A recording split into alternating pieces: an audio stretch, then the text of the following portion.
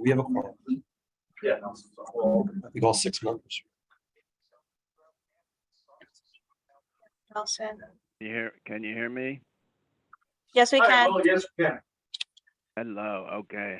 Thank you. We're just finishing the setup.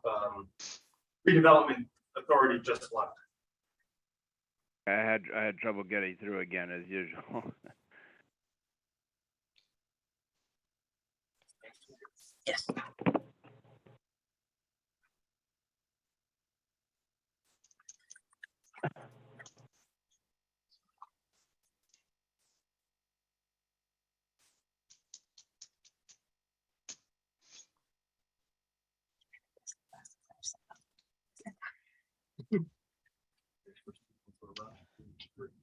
Oh, yeah.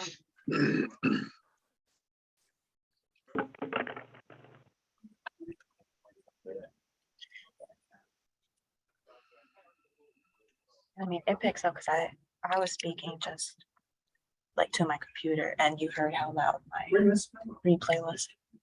Have 4 members, I think, on the 3 members. 3 Oh, members, please. 2 members on there. We got 3. We got the full boat. Yeah. Lee Nelson and Willa. Is Tim here? I do not see Tim. He's at the top right. Tim Oh, Crowell's here. Okay. Cool. Okay, great. And Mr. Knapp is here. Okay, so I think we're ready to go. Are you ready? Yep, it's already recording. Okay, great. Thanks for your patience, everyone. I will call the July 26th, 2022 Planning Commission meeting to order. All 6 members of the Planning Commission are here in the room. We have Bob Conklin, Peter Rye, and myself. I am Wayne Beeler, the chairman. And on Zoom, we have Lee Olson, Nelson DeLeon, and Wilson BZ is on the phone. And then at this time, I would like to introduce to the Planning Commission and everyone else who might be tuning in. Actually last month, the city hired a new zoning administrator, Mr. Thomas Neff, and I just wanted to welcome him to the Planning Commission and to our quaint little meeting. The first item on the agenda is the sketch plan application for the Kozlowski subdivision plan at 719 Summit Avenue. I will turn it over to Jerome for the introduction. Okay, great. This project was submitted as a sketch plan. It is the Kozlowski subdivision plan. It is located at 613 Summit Avenue. It consists of a parcel of land that's 8,800 square feet. The applicant is seeking to develop the property or divide the property into 2 lots, so it can have 2 lots. Is there anyone here from the applicant?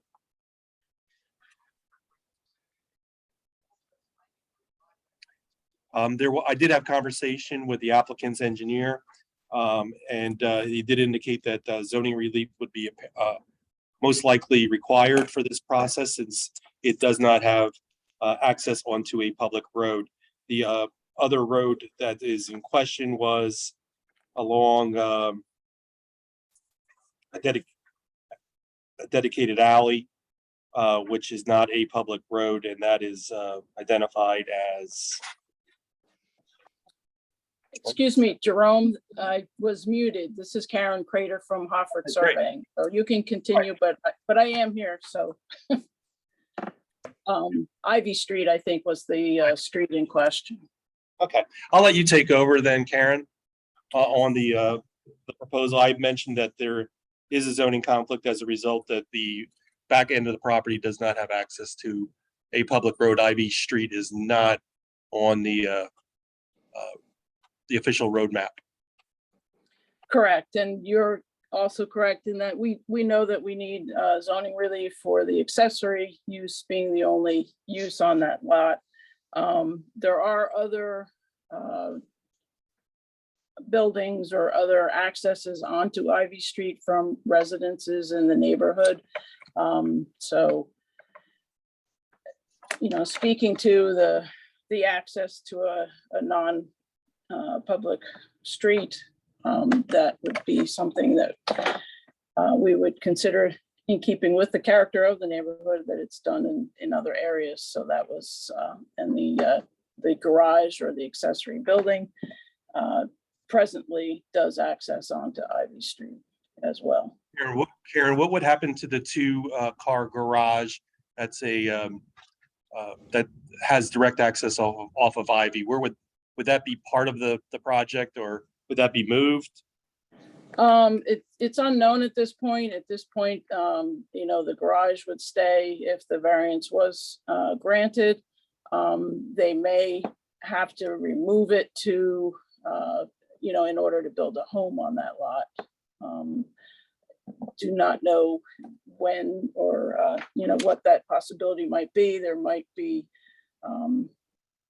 and I do not have the zoning on the top of my head, but if a driveway could go up the side of the garage and, for access, or not a driveway, but access to the house or the home from the garage to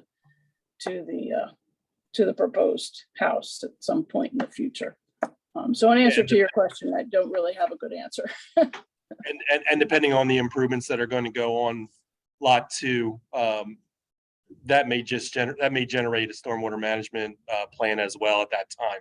But this is a sketch plan. It's for informal review, and Right. Let's turn it over to the planning commission members. In my research on this, as I pointed out to the planning commission already, I think the reason that the applicant is looking to subdivide the lot is because the neighbors subdivided their lot in 1985 and was given approval by the planning commission in 1985. Surprisingly, there is a water line on Ivy Street. So I wanted to ask Tim, what's the position by Public Works on how this has worked out? Yeah, sure. Thank you. Karen, with respect to this being an alley, there's a few things which you're probably aware of, but it bears repeating that the alleys are not public right-of-ways. So therefore, the city has no jurisdiction. Public Works, the city plowing, that sort of thing. The city has no jurisdiction, so the alley won't be plowed. We don't have any authority to repave it. As far as I know, I'm surprised to hear there's water out there. I'm almost positive there's no sewer. So if the thought was of building a home, you'd have to find some way of connecting a sewer. You'd have to run a main or a long lateral or something. I just want to interrupt you for a second. Go Our ahead. client indicated today that he did find sewer out there. Now, we have not been out there to verify that, but Yeah, he said I Ivy haven't Street either. Yeah, that contained water, sewer, and electric. Okay, I'd have to take a look and see. Sure. Yeah, I'm not aware of Ivy Street, at least not in my 10 years I've been here. I don't think I've done any work on Ivy Street as far as sewer goes. So I'd have to check that. But that definitely something to look into with ideas of future developing for Sure. residents. And then also, if it were to connect, then you'd have to do a planning module for Correct. the additional EDU. Okay. Yeah, and I guess while we're talking about utilities, if it were to be developed, stormwater management would be something you want to look into, and drainage on alleys, you want to look into that. They get a little tricky. Some are better than others. Most are not very good. Okay. They should be better, but you'd want to definitely look into where you would outfall a drainage facility. Okay. We can do that. Does the planning commission have any any thoughts or questions? I mean, I can answer if there are any. Anyone from the commissioners? And Mr. Chair, this is, well, just one thought. I've been by the area already. There's a street sign that says Ivy Street. So I guess we can't tell from the presence of street signs whether something's a public street or an alley. Is what I've learned from this in particular. That's I guess correct, Will. No There protocol are, for yeah. yeah, there are several alleys that have the word street or lane or place or something that would make you think that it might be a public street when it really Right. isn't. You really have to refer to the official topographic plan that Wayne was referring to. But I mean, Well- some have street signs and some don't. So there's no correspondence or protocol. I can't figure the pattern out. Will, on page 3 is, that's the liquid fuels map. Oh, That's I the- saw those. Were helpful. Yes. Yeah. All those maps with the alleys and streets delineated. Yes. I'm just saying that some, I don't know. Some have street signs and some don't. I'm trying to figure out if there's a pattern. And I guess there is. I don't know why some have them and some don't. Maybe we'll figure that out, discuss it another time. But yeah, clearly from the maps, it's not a public street.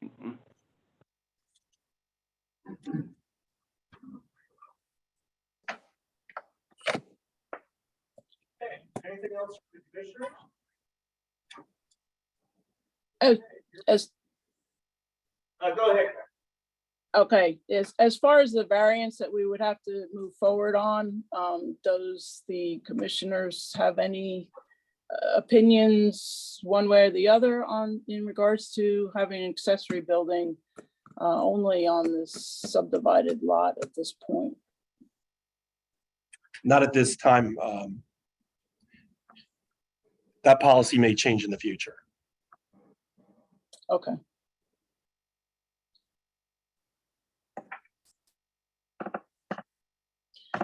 The policy about the accessory building or having an opinion? I'm sorry. About Ask the you to planning clarify. commission providing about the planning commission providing a recommendation to the zoning hearing. Okay, we were just in general, not so much an official recommendation, but just if there was any feedback from the planning commission, whether that would be something that, you know, could be something that could be, you know, granted or in their opinion might be granted, knowing that the zoning hearing board is the ultimate decision maker on that. Let me put it this way. When, get the name of the street, but it's over by Albright. I think it's South 14th Street. When, about 15 years ago, when the neighbors wanted to privatize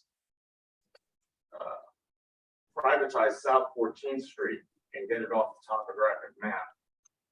The planning commission at that time said no, because this was still back when it was the Jewish Community Center.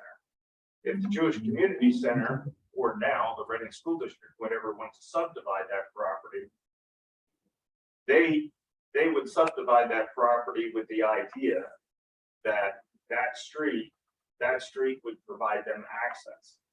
And therefore they would lose that right to subdivision, because they would no longer, subdivision would no longer allow them to get onto a public street. So in a roundabout way, what we're saying is it's a very difficult situation to have a subdivision that fronts a street that is not public. Okay. Okay, that clarifies things. Thank you. Okay, thank you.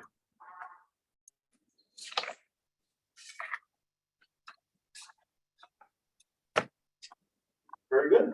Okay, if there's nothing else on this, we will move on. Thank you. Next on, we have, the preliminary final plan, review for 1849 Perkins Avenue. And, this one's a little complicated, so I'll turn it over to Jerome. Yes, 1840, the property is 1849 Perkiomen Avenue. It's a subdivision plan. This is a preliminary / final plan review.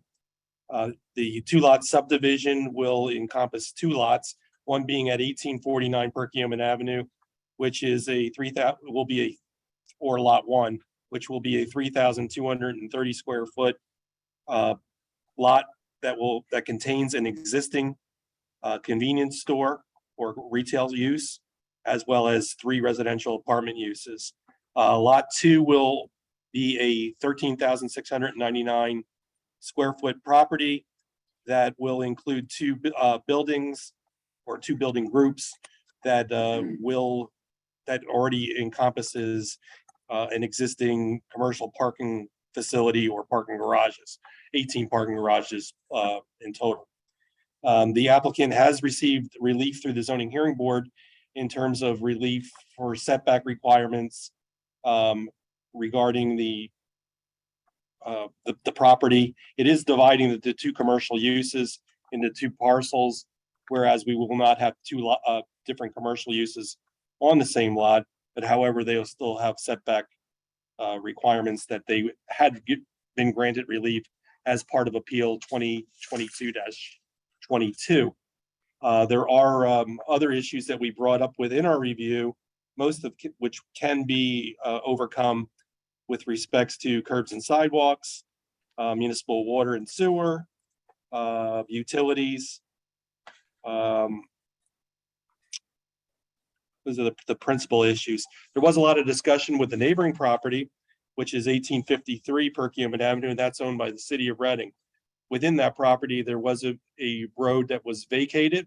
That was portions of, well, Tim will be able to help me out with that later, but I believe it was 19th. Which when it was vacated, it still provided access to the parking or the garages or the commercial use. So the site accessibility was not cut off. There is also stormwater management, utility easements on that property, but that's not on this property. That's on the adjacent property. So there are 2 lots involved with this project, but a lot of the corresponding emails that were being generated do not apply to this project. So is there anyone here from the applicant?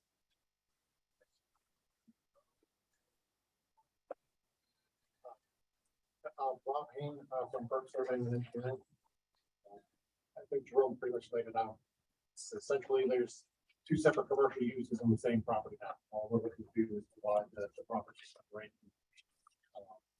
The retail store / apartment building that fronts on Perkiomen Avenue from the storage garages that gain access on the night. So no new development, no new construction. Just simply as lot substitute. Planning Commission. I know that Tim's been doing some work on this. Do you have any comments?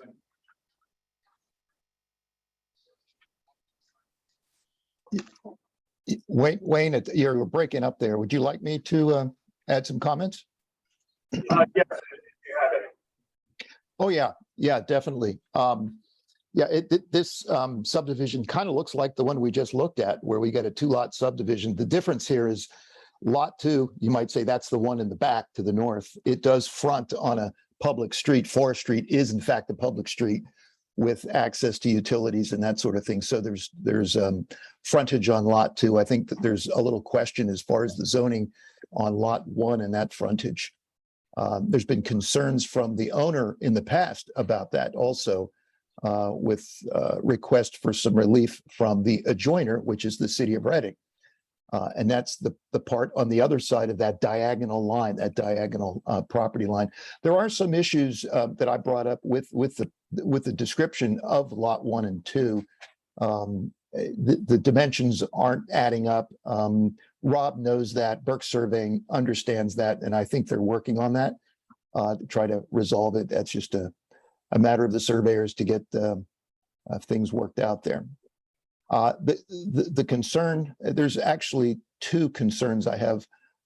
Right now, there are garages that are on lot 2. There's some to the north that access to Forest Street, and there's some to the east that are in the direction of 19th Street, but actually the driveway is that odd-shaped diagonal piece that's shaded in on this drawing.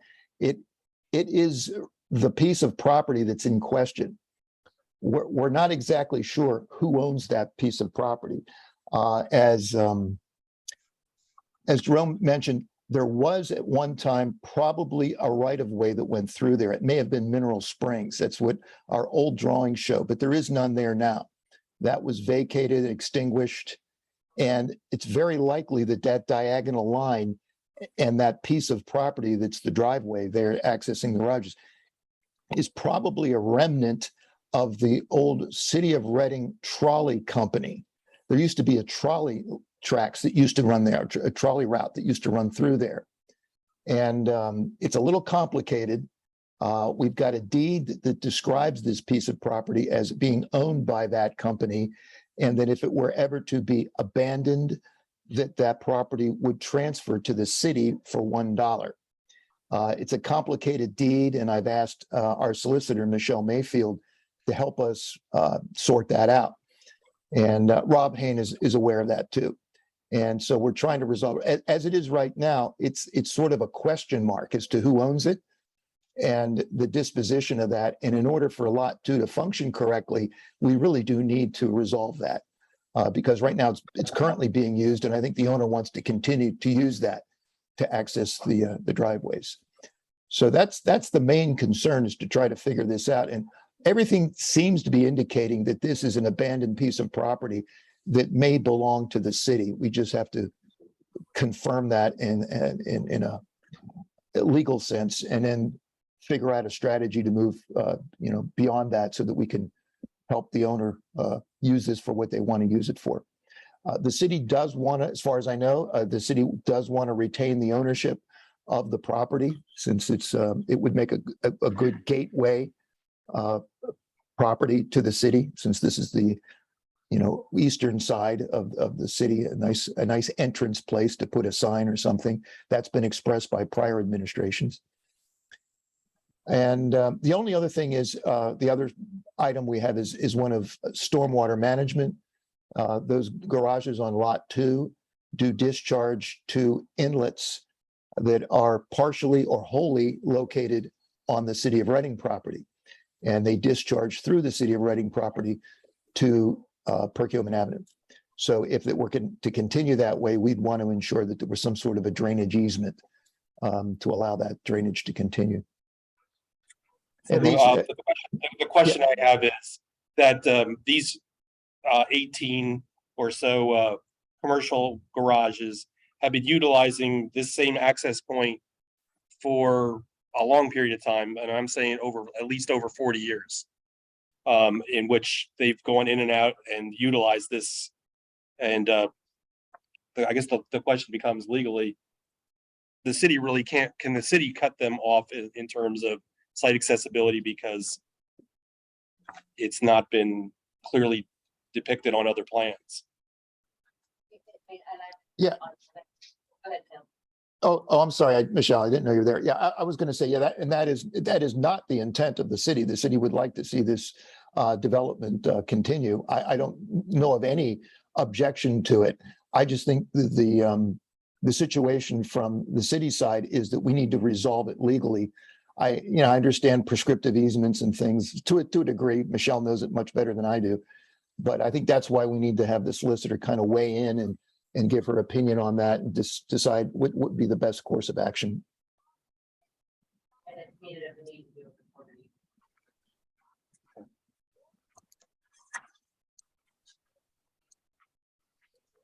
Are there any comments from the commissioners?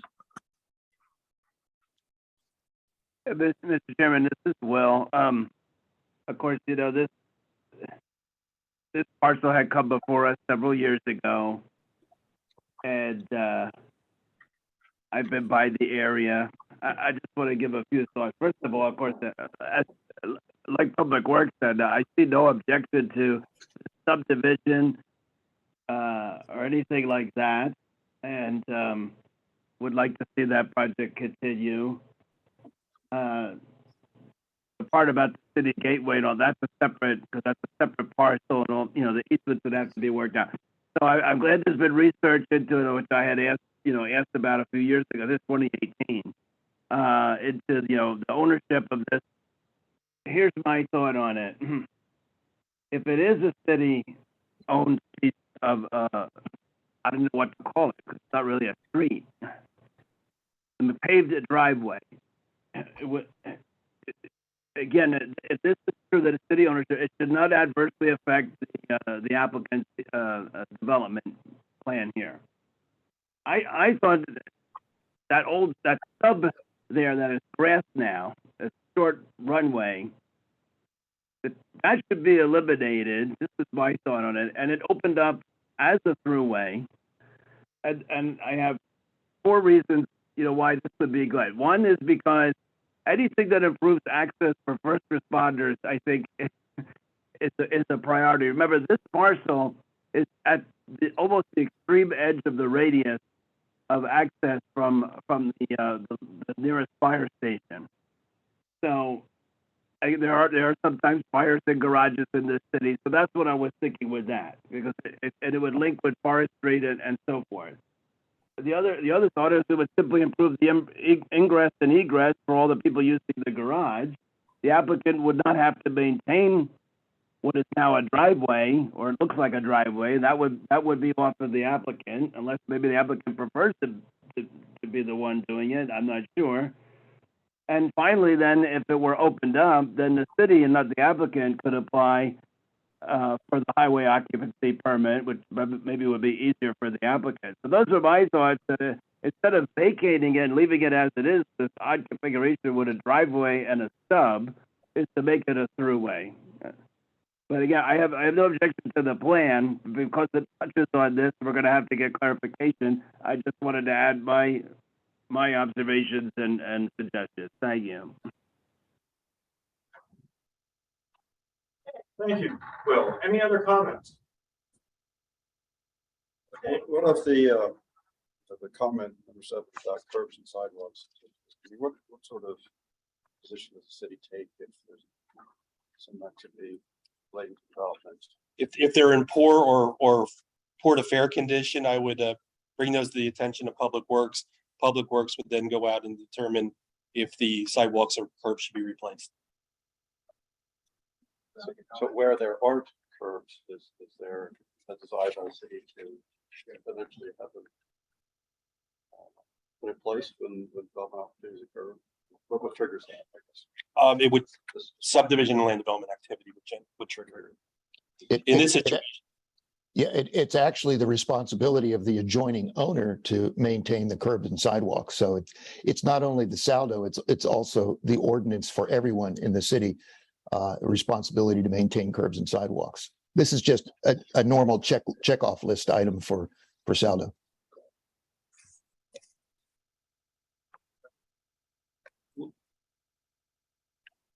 Sidewalk was replaced last 2 years ago because of drain fog. It ruined my sidewalk, went underneath my sidewalk.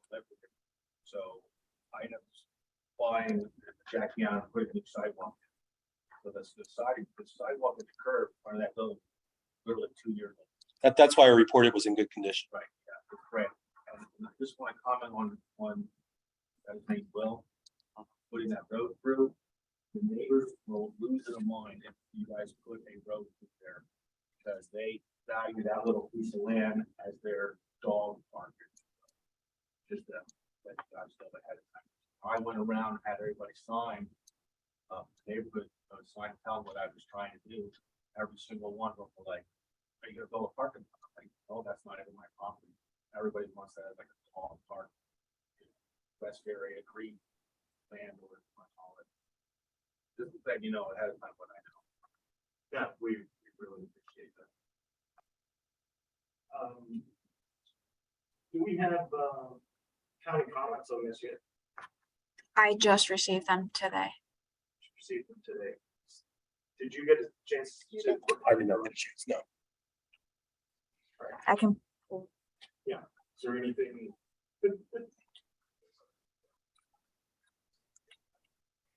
There wasn't anything. So oh no, that was we're gonna copy. Holy Trinity. Okay, great. Yeah. That was Holy Trinity. Sorry, that was for Holy Trinity. So that was Holy Trinity. They may have had comments. I just don't always get them. I did not get that. Um,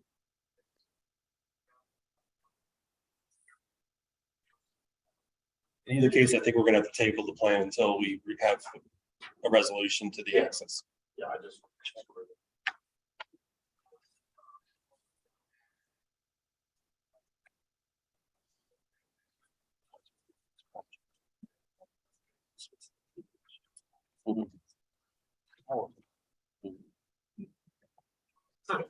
So so everyone knows, glancing over this, that any comments were received.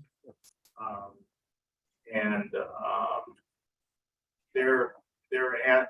they just have a comment about stormwater. The developer should make sure that proposed stormwater controls will meet applicable state and federal MS4 requirements and applicable regulations of the borough stormwater management ordinance, which we can clear up.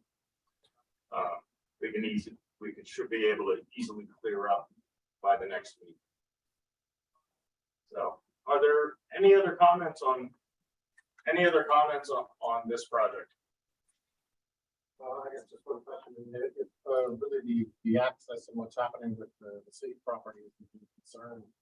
Not sure why that would hold up the planning commission being able to consider action on the plan.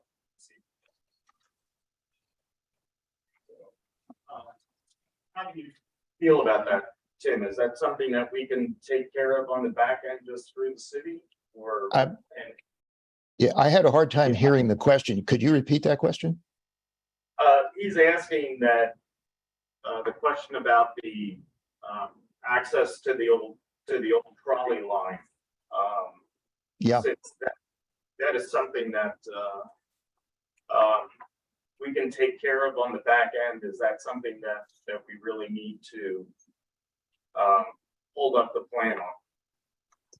Well, I think it fits squarely in the planning commission. This is planning because the garages depend on that piece of property that lies outside of the property line. Again, the city doesn't want to withhold anything here. I don't think anybody would object to the continuing its use. It's a matter of answering the question, quieting the title, whatever the legal term is. I think I would recommend that we clear this up first. I'm grateful that we have this plan. This is something that I think we've needed to see. And now that we have the applicant making the initiative to put together a plan that shows all this, puts the pieces together. This is the first time I've seen it put together with all the pieces. They're not all quite there yet, but they're pretty close, as best as we've seen so far. It'd be good to put it to bed. I don't think it should take too long unless, Michelle, unless you think that you see some legal concerns that might take some time. No, admittedly, I'm not necessarily in depth with it. I know we had a conversation. I would recommend the commission, this is the first time we've seen this table for the month, with the see these are the things we shown prepared and make those decisions. And we're showing the plan. So you take action. The best way to go, because I make sure make sure he retains access at all times. Mr. Wait, Chairman, we have an Yeah. audio issue here. Yeah, we're having a hard time hearing you, Wayne and Michelle. Yeah. I guess the microphones aren't turned up very high. Thank you. I feel the same way, because I would like to see some sort of note about an easement or something, so that we know that Mr. Ponce retains access for his garages, and that some future administration doesn't suddenly change their mind about this. Agreed. I guess the only other question I have then is, to get on the sufficient deadline for review at next month's meeting would be next Tuesday, correct? The first Tuesday of the month. First Tuesday of the month? Yes. So that would be next Tuesday. Is there a chance that we can have a resolution from the city as far as what they want to see reasons for them? That's, I will do my best. I'm not gonna promise that. I will work with Jerome Okay. to the bill. If that's the only outstanding issue. Rob, we could extend that deadline to I- the following week. I'd be open for an extension. I appreciate that. So let's extend the submission date to the August 9th. I mean, honestly, it makes more sense all around. Okay. Let's get it done right. Okay. Yep.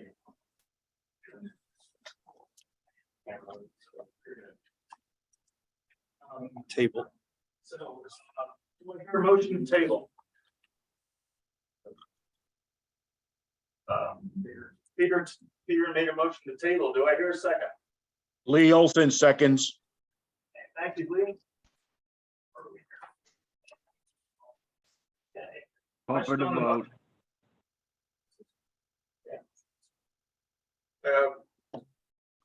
See here, question on the motion? Okay, hearing none, all those in favor, please, all those in favor, please say aye. Aye. Aye. Opposed? Very good. So we can table this until next month, and then hopefully we can get this resolved for Mr. Thompson.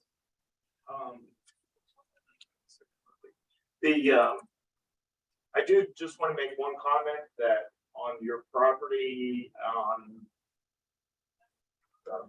what is that? That's Reed Street, I believe, Reed Mill. I am having the fire department look at the building again across the street that's collapsing. And that is so that is something they are taking a look at to try to clear out.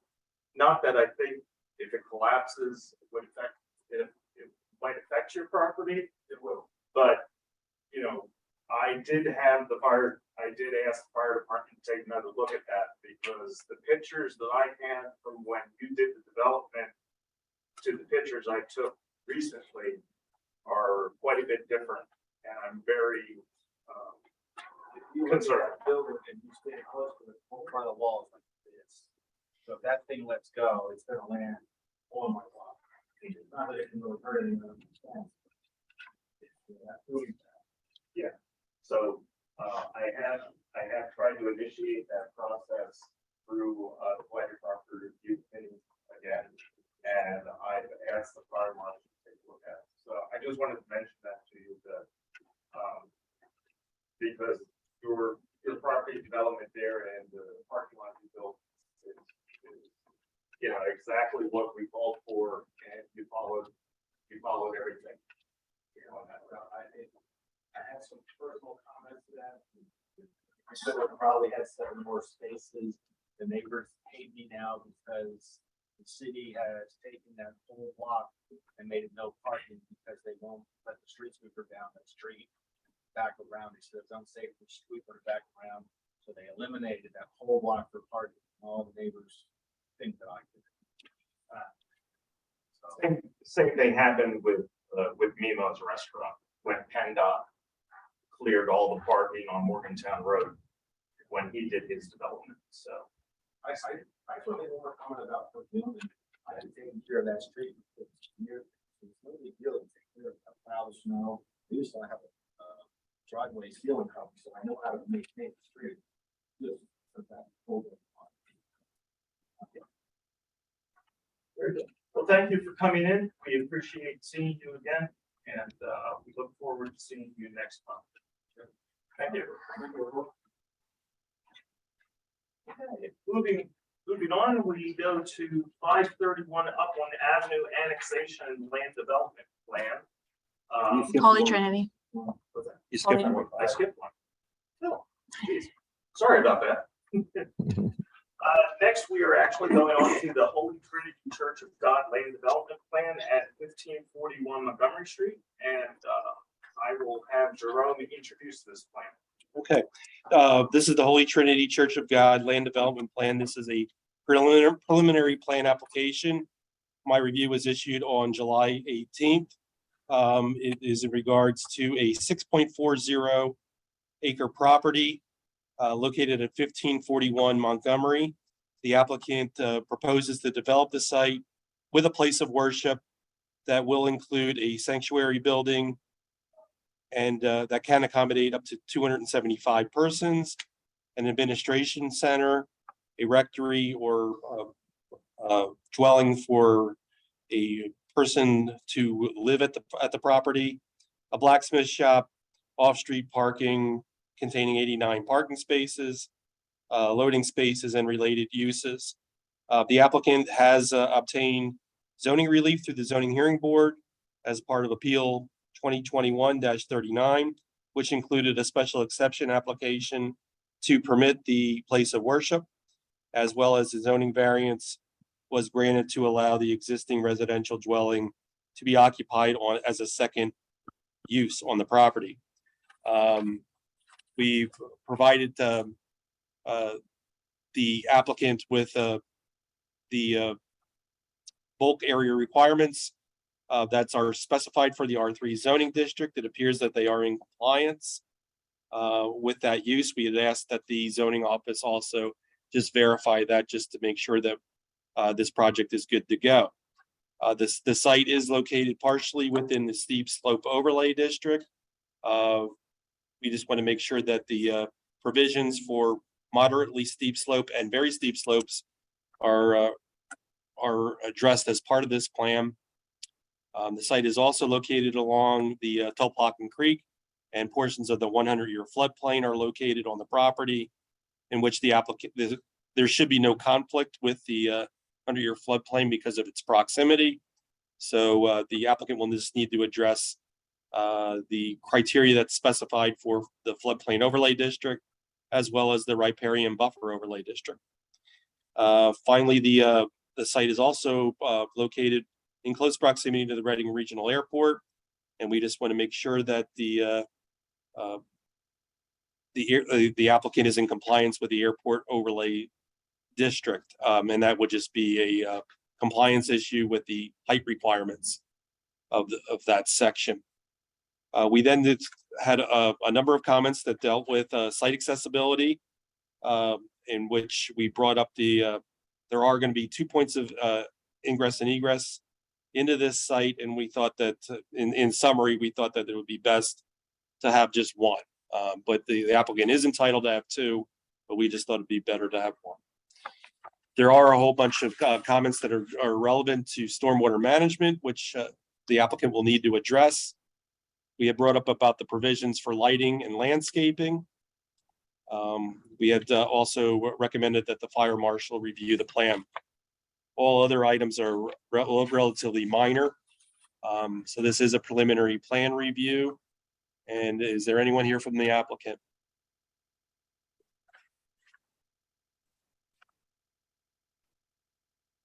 Anyone here from Bosia?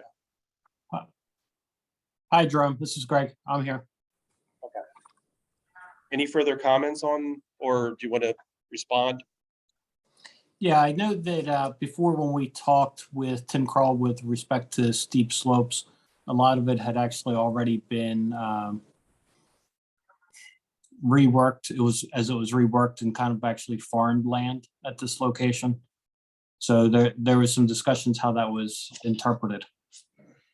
Yeah, I don't foresee it. I don't foresee it as a problem. It's just the delineation of any undisturbed steep slope areas. The areas that are disturbed as steep slopes or created as man-made steep slopes, those would not apply. It's the natural. So maybe we just need to work at that then. Yes. Okay. And this also may be the same issue we had with the airport overlay. It's just demonstrating compliance. Yes, we can certainly demonstrate compliance with that as well. Stormwater and fire marshal, we had provided the 26-foot width for the access points. As Is you there can any see need- in the plan. Is there any need So- for is there any need for the applicant to have 2 points of ingress and egress? I'd probably like Tim to weigh in on that, because I know that was when we worked at the access previously with Lackawanna Street, that seemed to be desired between Tim and Jeremy Searfoss. Yeah, on that point, I don't have any problem. I always like more than 1 point, especially for such a large campus. It always gives emergency access, another point in case one of them becomes closed off for some reason. Yeah. Right. That was why we had kept such 2 long driveways coming out to Lackawanna Street. So I think that's what was expected of us, because before, Jerome, this kind of predates you, that we were looking to go out through Byrne Township in the past, and that's something that, Byrne Township came through and made very clear that they weren't looking to do that. With all the different streets and the past streets and ones that were paper streets that really just weren't opened up, that this was something I think we had worked out with Public Works and Jeremy Searfoss to keep the 2 that you see today. Okay. So that's how we wound up where we are. And we handled that through the zoning process prior to your arrival.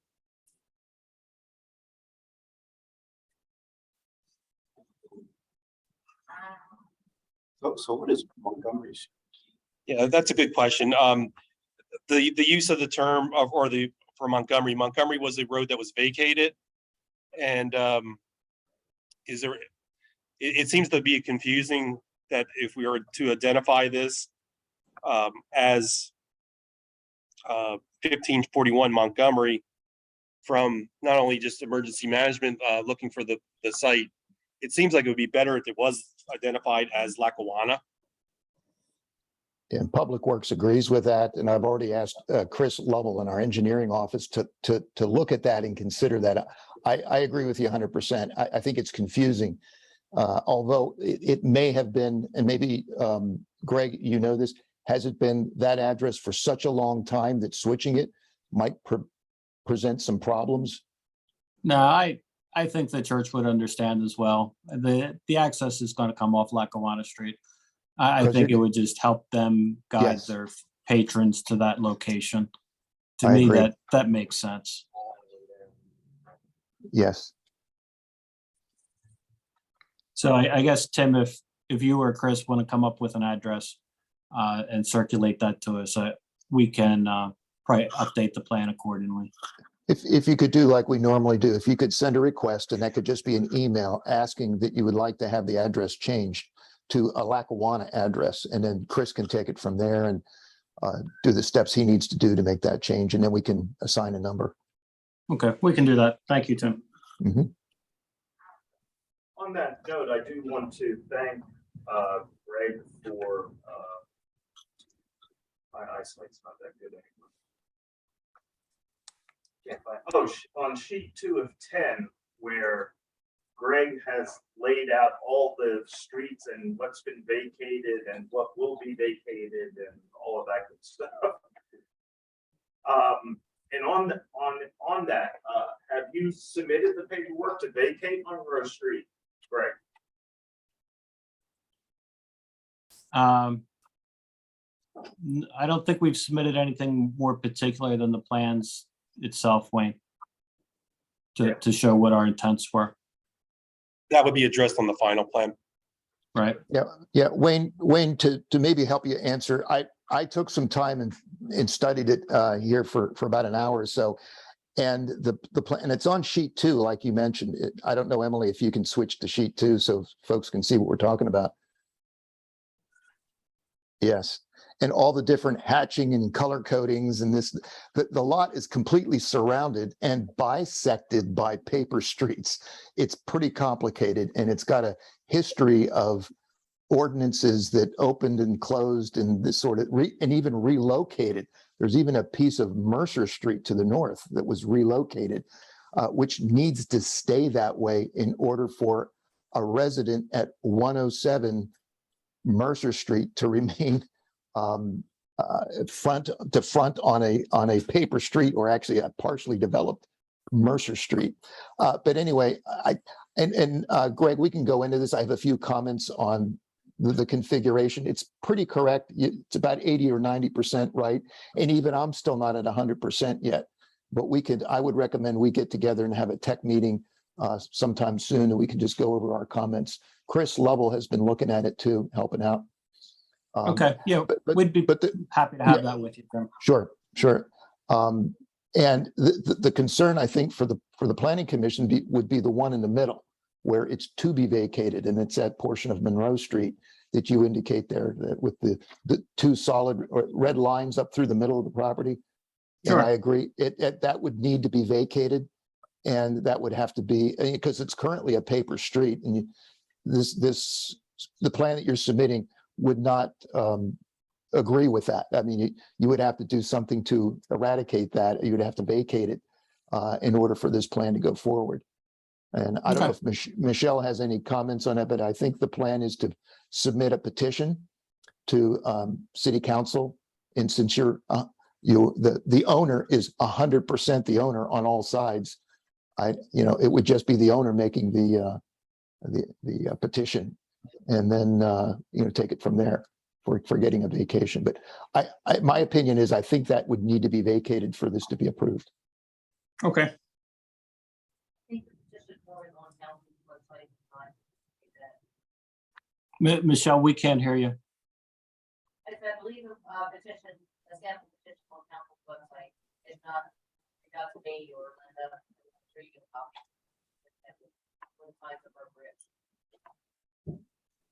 Could you repeat it, Tim, if you could hear?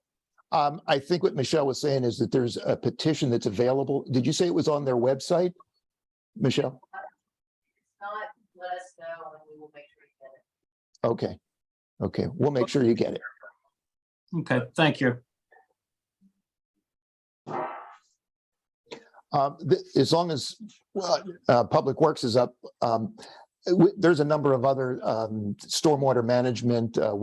We are processing the planning module that's on the way. I do have a concern about the stormwater outfalls. And that's, you have two of them from your two BMP features along the Topahawken Creek to the west. And there's a sliver of property that's owned by Berks County. I think you're aware of that, right, Greg? It doesn't, it's not identified on the map, on the plan, but your pipe, and I don't know which sheet that's on, it's on your stormwater grading and utility plan. It does cross through that piece of property and discharges to the creek. And so there would need to be some sort of an easement there for you to do that. Are you working on that with the county? Not yet, Tim. Okay, That would be something that'd have to be worked out then. okay.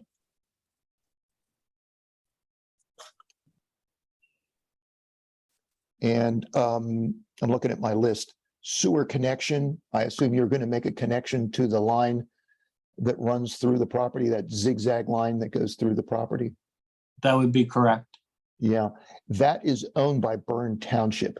That section of that line, that's owned by Byrne Township. So you would need to get a permit from them to connect a planning module from the city to for us to convey it and treat it. So the permit would be, we would want to know that during the planning process that you would be able to get out. We don't want you to wait until construction phase. We would want to know that you get a will serve or some sort of a letter or confirmation from Byrne Township that they will allow you to connect.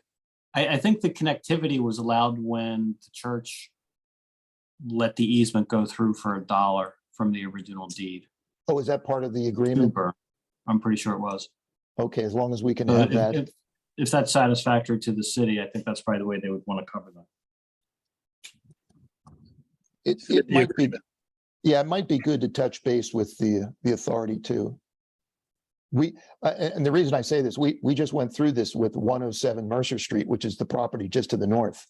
And they had a failing on-lot system and they wanted to make a connection, and they went through that process and made the connection on city property to connect to that Okay. line. And it went Well, smoothly. We'll start going through the process. And let's see, the other item mentioned about floodplain district, I think just a comment to Tom, it always comes up where we have a lot that's located in the floodplain, but the development isn't in a floodplain, but the lot is in a floodplain. Your opinion, you are the zoning administrator and the issuer of floodplain permits. Would this land development require a floodplain permit? It's regulated by the structure. So any structure that's even partially is regulated by the special flood hazard area. So if the 1%, is it the AE adjacent to the floodway, or what kind of floodplain is it? Yeah, the structure's outside of the floodplain. Well, it's the 1%, but the structures are outside, but the lot is not. It does encroach on the lot. Well, it's on page 6 of the review. It depicts zone AE is on the western portion of the property. None of the improvements are proposed within close proximity of it. You don't need a floodplain permit for that. Okay, I just want to be sure because we don't want to jeopardize the city's standing or position with our, our FEMA flood insurance agreement. Want to make sure we're doing it right. I believe your predecessor had the same opinion that if the floodplain was in the lot but not encroaching on a building, a floodplain permit wasn't necessary. Yeah, I can look and see if there's any kind of like a setback to disturbance. I'm not familiar with that, But the riparian buffer overlay will have that requirement, and I think that this plan can incorporate the riparian buffer overlay without complicating the plan.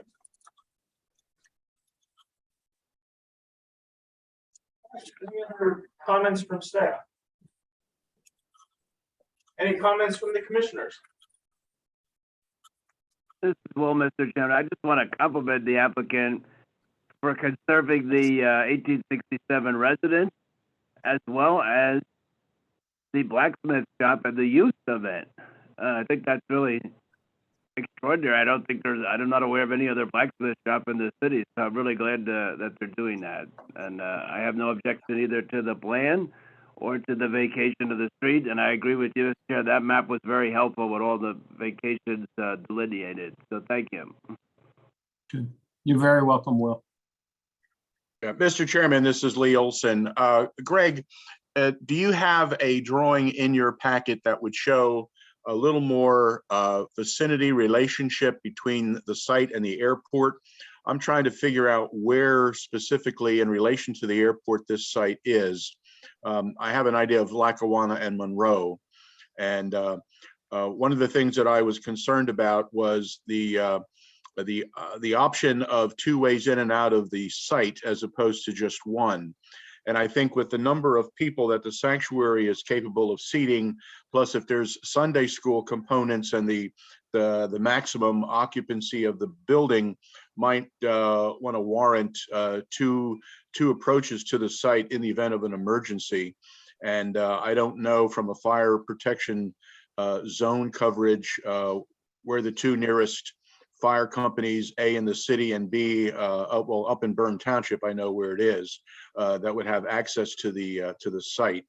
And secondly, I think, as you know, when you get ready for final review, you should have that FAA overlay taken care of, because the FAA is going to require lighting for any building elements or structures that are above a certain height, so that they are visible, both FAR and IFR flying. So I just wanted to alert you to that. Yeah, I would just imagine we're going to go through the regular FAA process for the height of the building and provide that data back.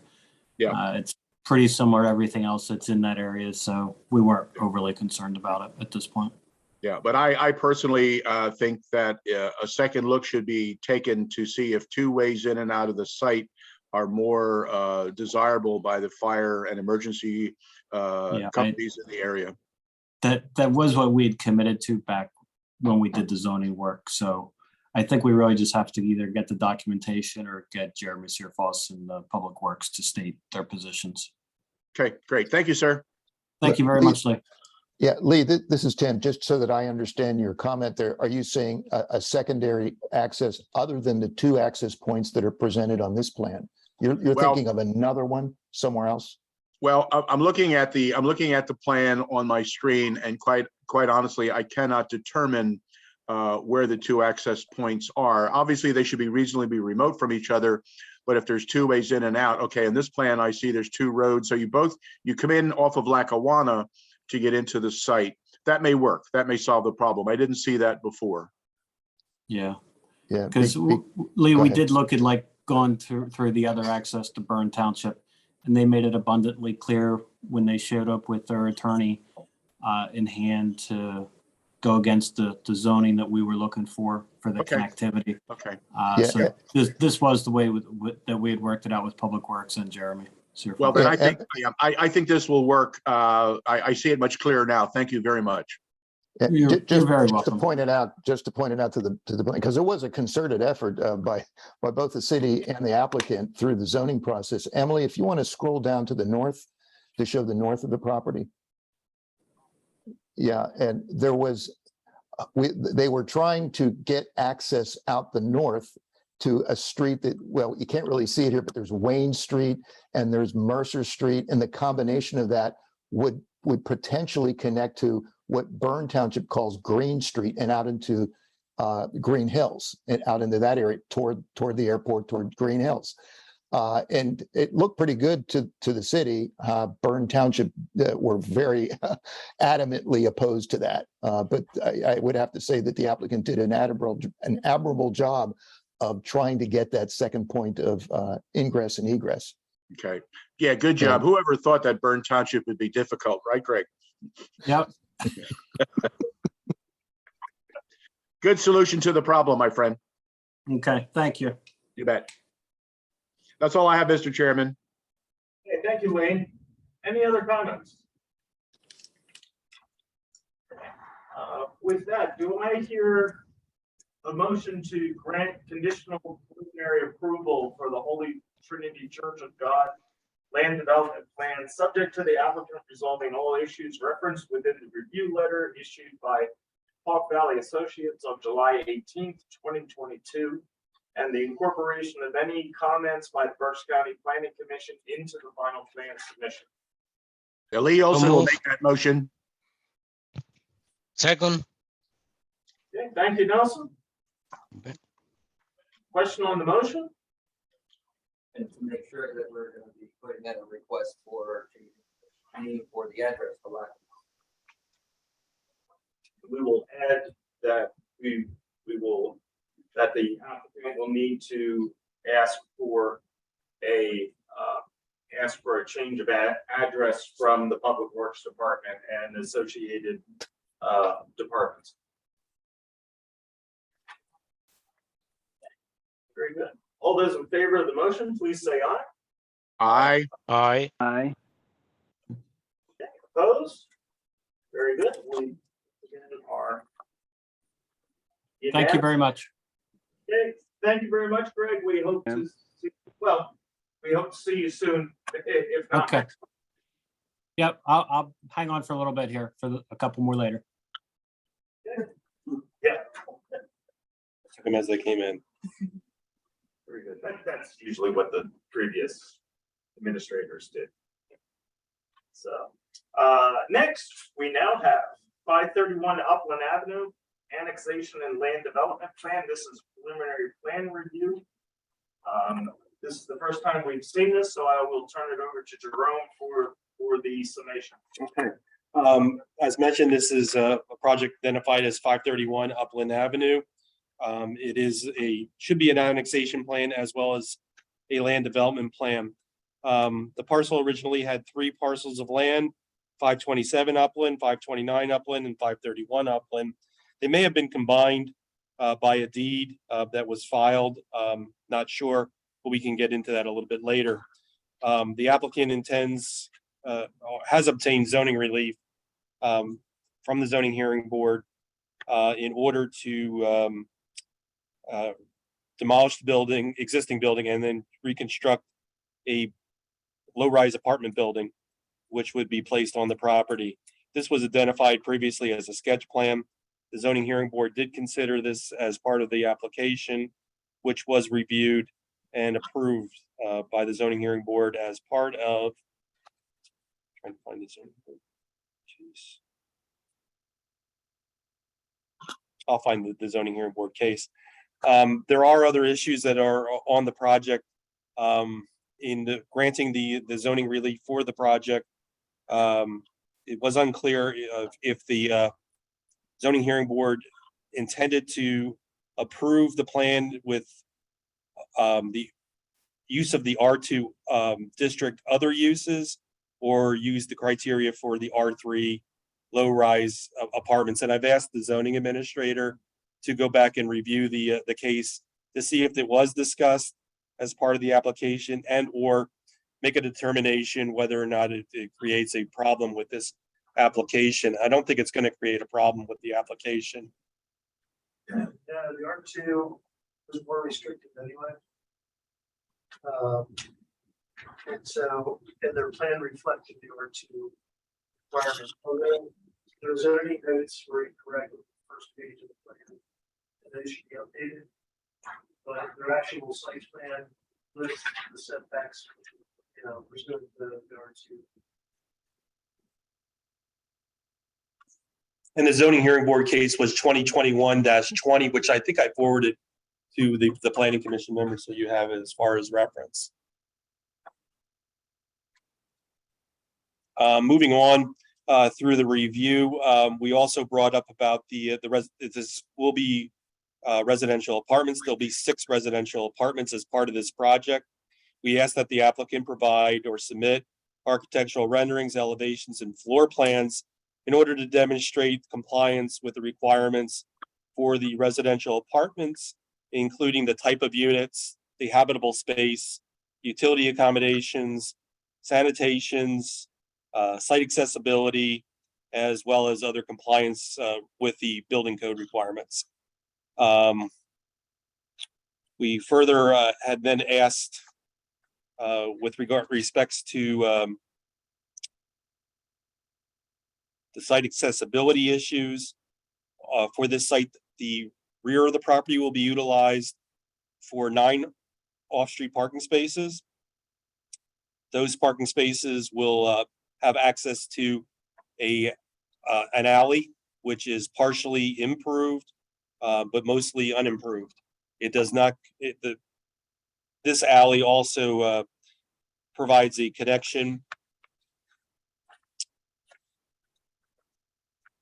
between Grace and Noble. Is that correct? Hawthorne, sorry. So it's Grace and Hawthorne. So in driving through that area, there is a hairpin turn with I believe it's a utility pole that wouldn't be difficult if there was to be used as a through street. It's also only 10 feet in width, so it makes it impractical to have it as a 2-way option. So we'll have the applicant provide us with comments and discussion on that. As part of that, I also asked the fire and rescue department to weigh in on that as far as their ability to gain access to the rear of the site as well.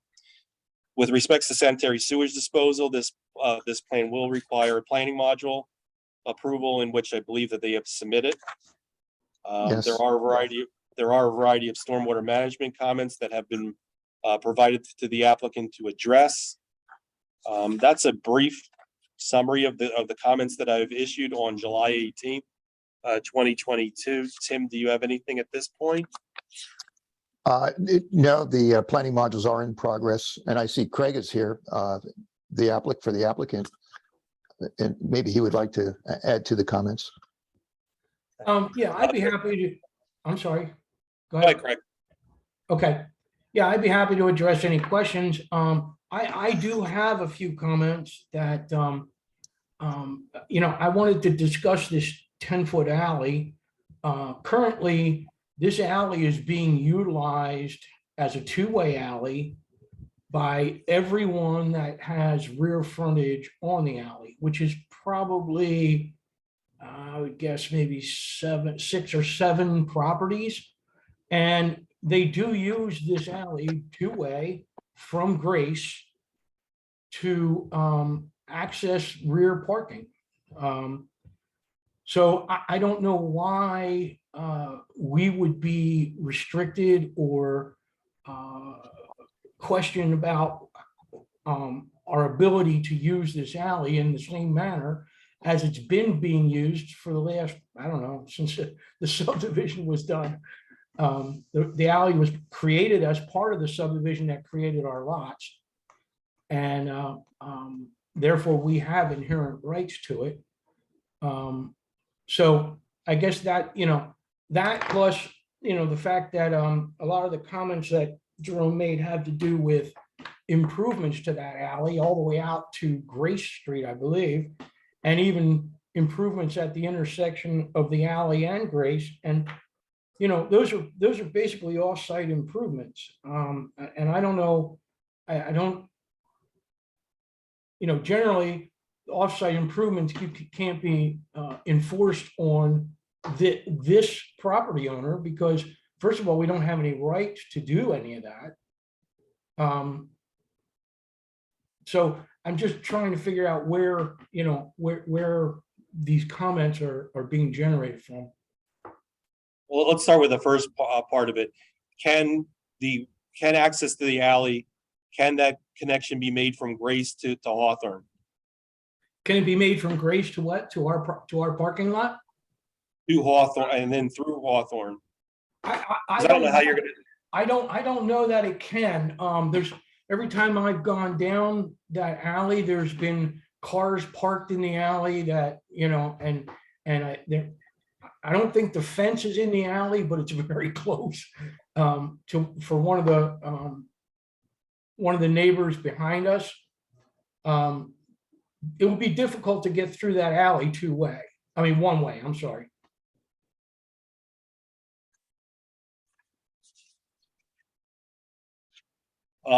In terms of the width, it's 10 feet in width. So how would it be a two-way alley?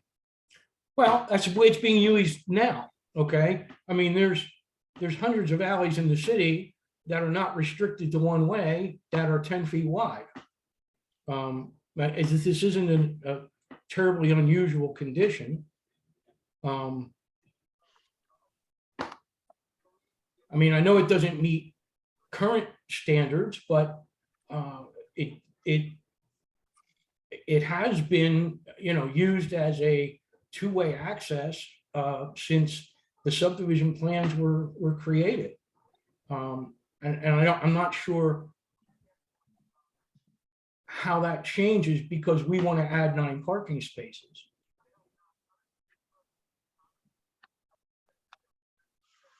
I know in past projects that we had for, say, Milton Moore Street, where we did have an unimproved alley in which the applicant was attempting to utilize it for parking spaces in order for that development, they were required to improve the alley.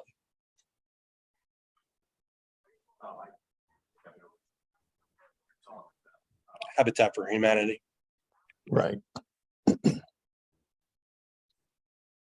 okay. We also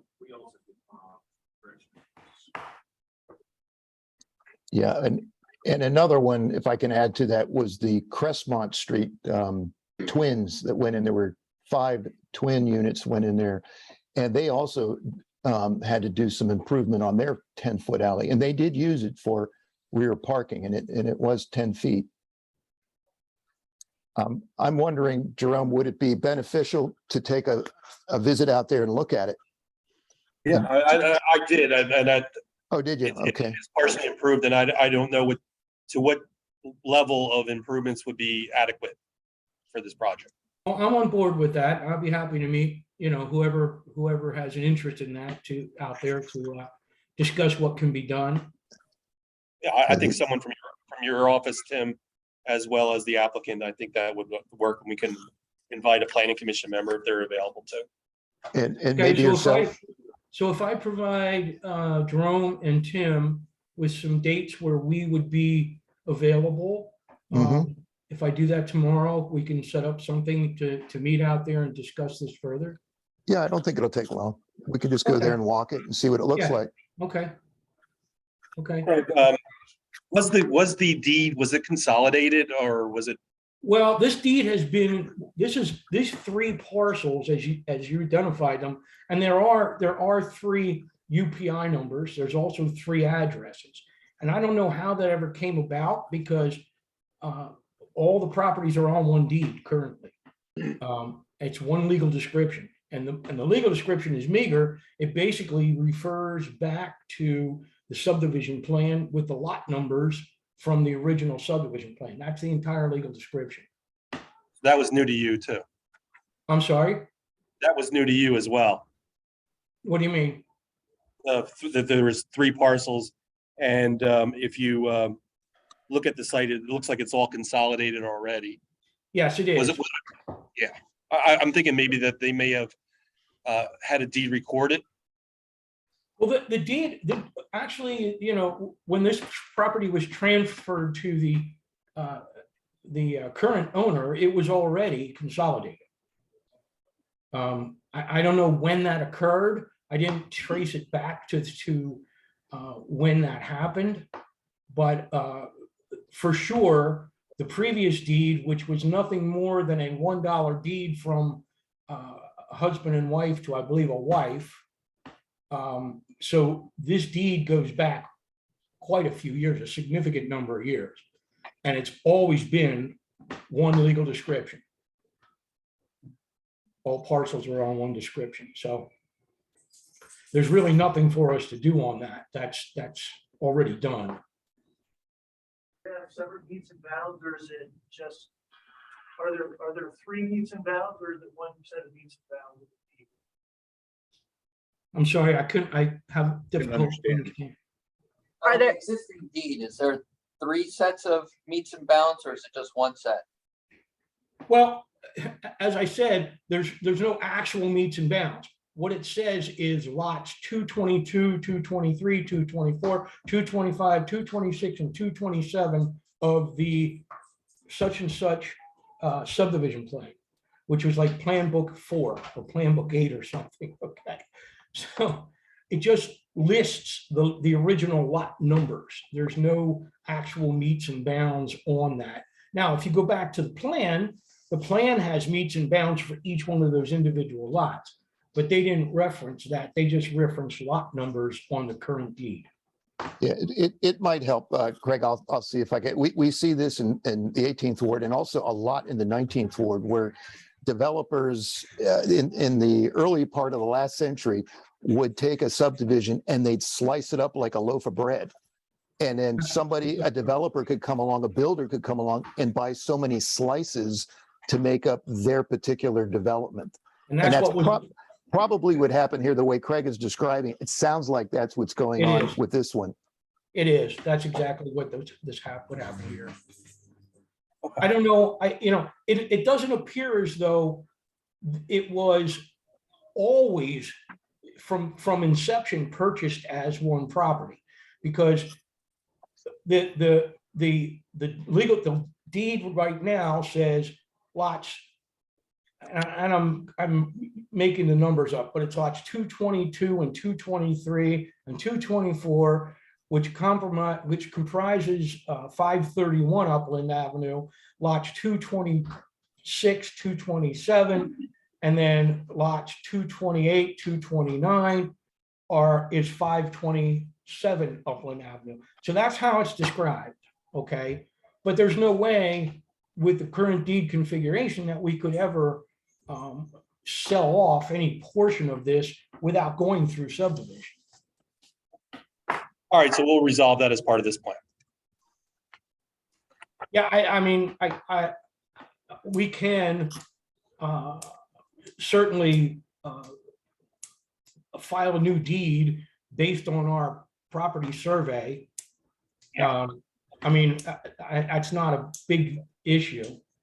Yeah, reason I'm saying all this is because if you look at the information that the city of Reading has on their GIS layers, if you look at the Berks County GIS layers, for tax parcel information. It's showing it as 3 lot. Right, understood, understood. And I would assume that the city would want to assign a new address, probably the one in the middle, which would have been 529. But, you know, that will be up to the city, and we'll be happy to, you know, We'll do that as, we'll do that as part of this project as well. yeah, that sounds good. All right, so we'll get a date to do a site meeting then. Sounds good. As you had said, Jerome, we do have the planning module is in the process of being reviewed. We have the willingness to serve letters from the water company and our Reading Area Water Authority. So that's on the way. I know there was a few stormwater comments, which I think we can easily address. I mean, one of them is they're asking for a routing on the pond, the basin, or the infiltration bed, but there's no routing. It's 100% infiltration. The only discharge you'll ever have is a bubble up overflow, if that ever happens. So there's nothing to really route. It's a very similar situation as to Scott Street, where everything was being infiltrated. So, you know, the big questions for us are going to be, you know, what improvements we can be expected to complete. I guess the other thing I wanted to discuss was the review letter asked for a trash enclosure. And my understanding of the site was that it was going to be all internal, separate. There's not going to be a dumpster. I mean, it's only 6 units.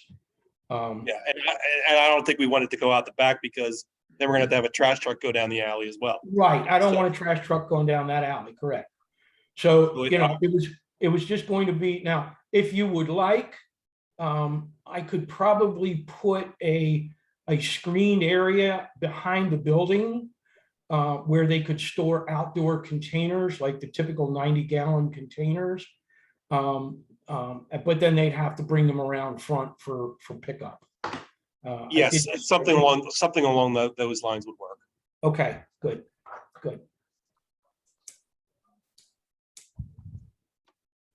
Any other comments from staff? I just have 2 things. On the plan, I didn't see any specification for the front yard setback. I didn't see a dotted line. Well, it goes, the front of the building is on the front yard setback. So the 3 stoops are, and sidewalks are actually in the front yard. They're projections into the front yard. Which are allowable up to a certain distance. Correct. So yeah, but there's no measurement telling me how far back that is. You have a measurement here for the rear yard setback, but there's no label telling me what the front yard setback is. He's asking that it be labeled as. Oh, I can label it. Absolutely. Yeah, absolutely. It's just a consistency issue. Since you have it in the back, you could just add it to the front. And then the other thing I wanted to ask is that with my my experience with 10-foot wide alleys, I would suggest moving the parking spaces 5 to 10 feet closer to the building. Maybe, I don't know if they can go right on the rear yard setback, so that if you do have 2 vehicles coming in, one can at least pull over and let the other one go. I don't know if that would be a nice compromise. That would be a possibility. We can look at that. The only thing I have a concern about that may be that the parking space on the east side of the back lot there is going to get very close to the property line.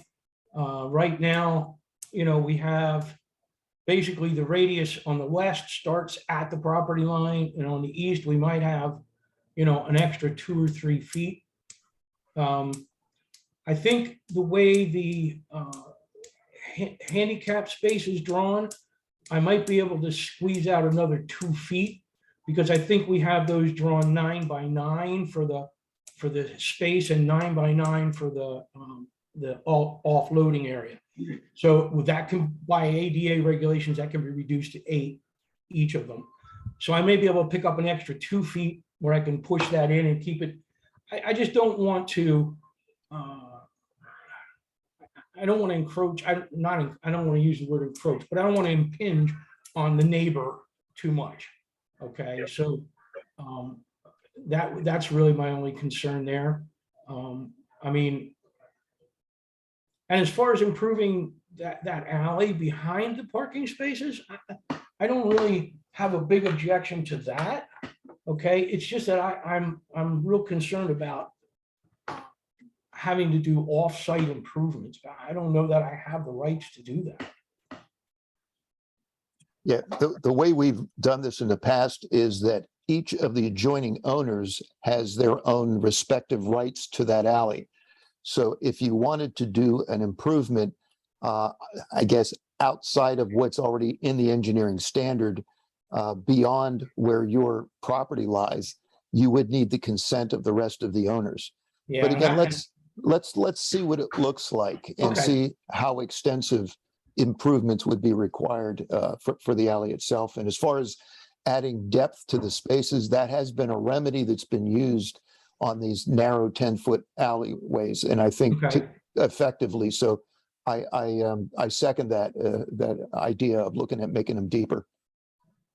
All right, well, I'll certainly discuss that with the applicant, the developer. I don't think that's a bad idea. It will increase your impervious area, so keep It that in will, mind. but But I think it'd be worth it if you can handle it. From a stormwater perspective, we've got more infiltration than we'll ever use. Okay, so from a stormwater perspective, we should be Mossimo okay. here, Greg. I'd be okay with that. It's Yeah. Mossimo. I don't know if you can see me. I'd be okay with that. Oh, you're okay, Moss. Good. Yeah, the only thing I have to do is check the impervious coverages under the zoning. That's going to be the key to Right. that. Greg, we'll set up the meeting, and then what we'll do is then we'll extend your submission deadline to August 9th. Okay. Okay. Give you an extra. Okay.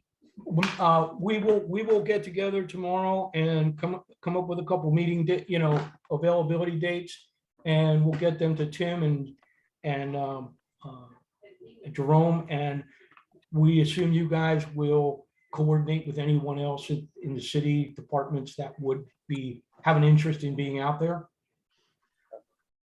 Right. Okay. Very good, gentlemen. Thank you for your time. Mr. Chairman, this is Will. Mr. Chairman, I have a comment as well. Go ahead, Will.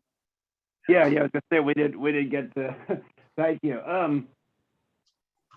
Two things. To follow up on what Tim Crawford Public Works was saying, I suspect this is we've also seen it in Riverdale, that with this lot with the different with the parcel with a different lot, that these could be per part. And so I think it's prudent to research it further back, see if there's a deed that had consolidated it, or if not, I'm not giving legal advice, but something that would be acceptable would be a deed to quiet title, as I think the applicant was alluding to resolve that. The other thing is, maybe I'm stealing Commissioner Olson's thunder. If he could verify, there's an error on the plan that has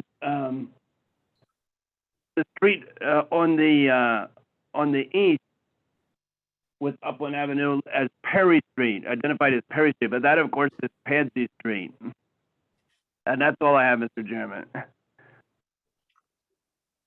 All right, this is Lee Olson. Craig, I'm looking at the site plan that's on the screen, and just judging from the dimensions and the distances, it seems as though the setback from the alley is deeper than the setback from Upland Avenue. That's Now, correct. is this property across the street from the Upland Center of Alvernia University? Yes, it is. And along the Upland Avenue side, there are great aged sycamore trees, correct? Yes, we have All been right, in touch with, we have I been, was born and raised at 501 Upland Avenue. I know this neighborhood very well. On this site used to be a very stately brick house, and to the east of it was a small bungalow that was made out of stone from the old city hall before the new one was built. And I think I'd like to make a suggestion for you and your developer to consider. I think you're asking for nothing but perpetual trouble in terms of traffic and congestion and parking, et cetera, by using that 10-foot wide alley. I think I'd like you to consider taking the plan and flipping it and relocating the building to the back of the site, going beyond. I just cannot believe that the setback for building is wider on the, is deeper on the alley than it is on the front. But I would take it back as far as you could and have one entrance coming into the site off of Upland Avenue and park on the left and park on the right.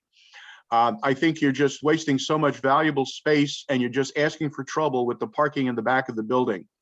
I would like to see what the elevations look like, because I think with the improvement of the neighborhood by this building and the improvement of Upland Center, I think you could really improve and increase the saleability of these units by really giving it a little more grand entrance.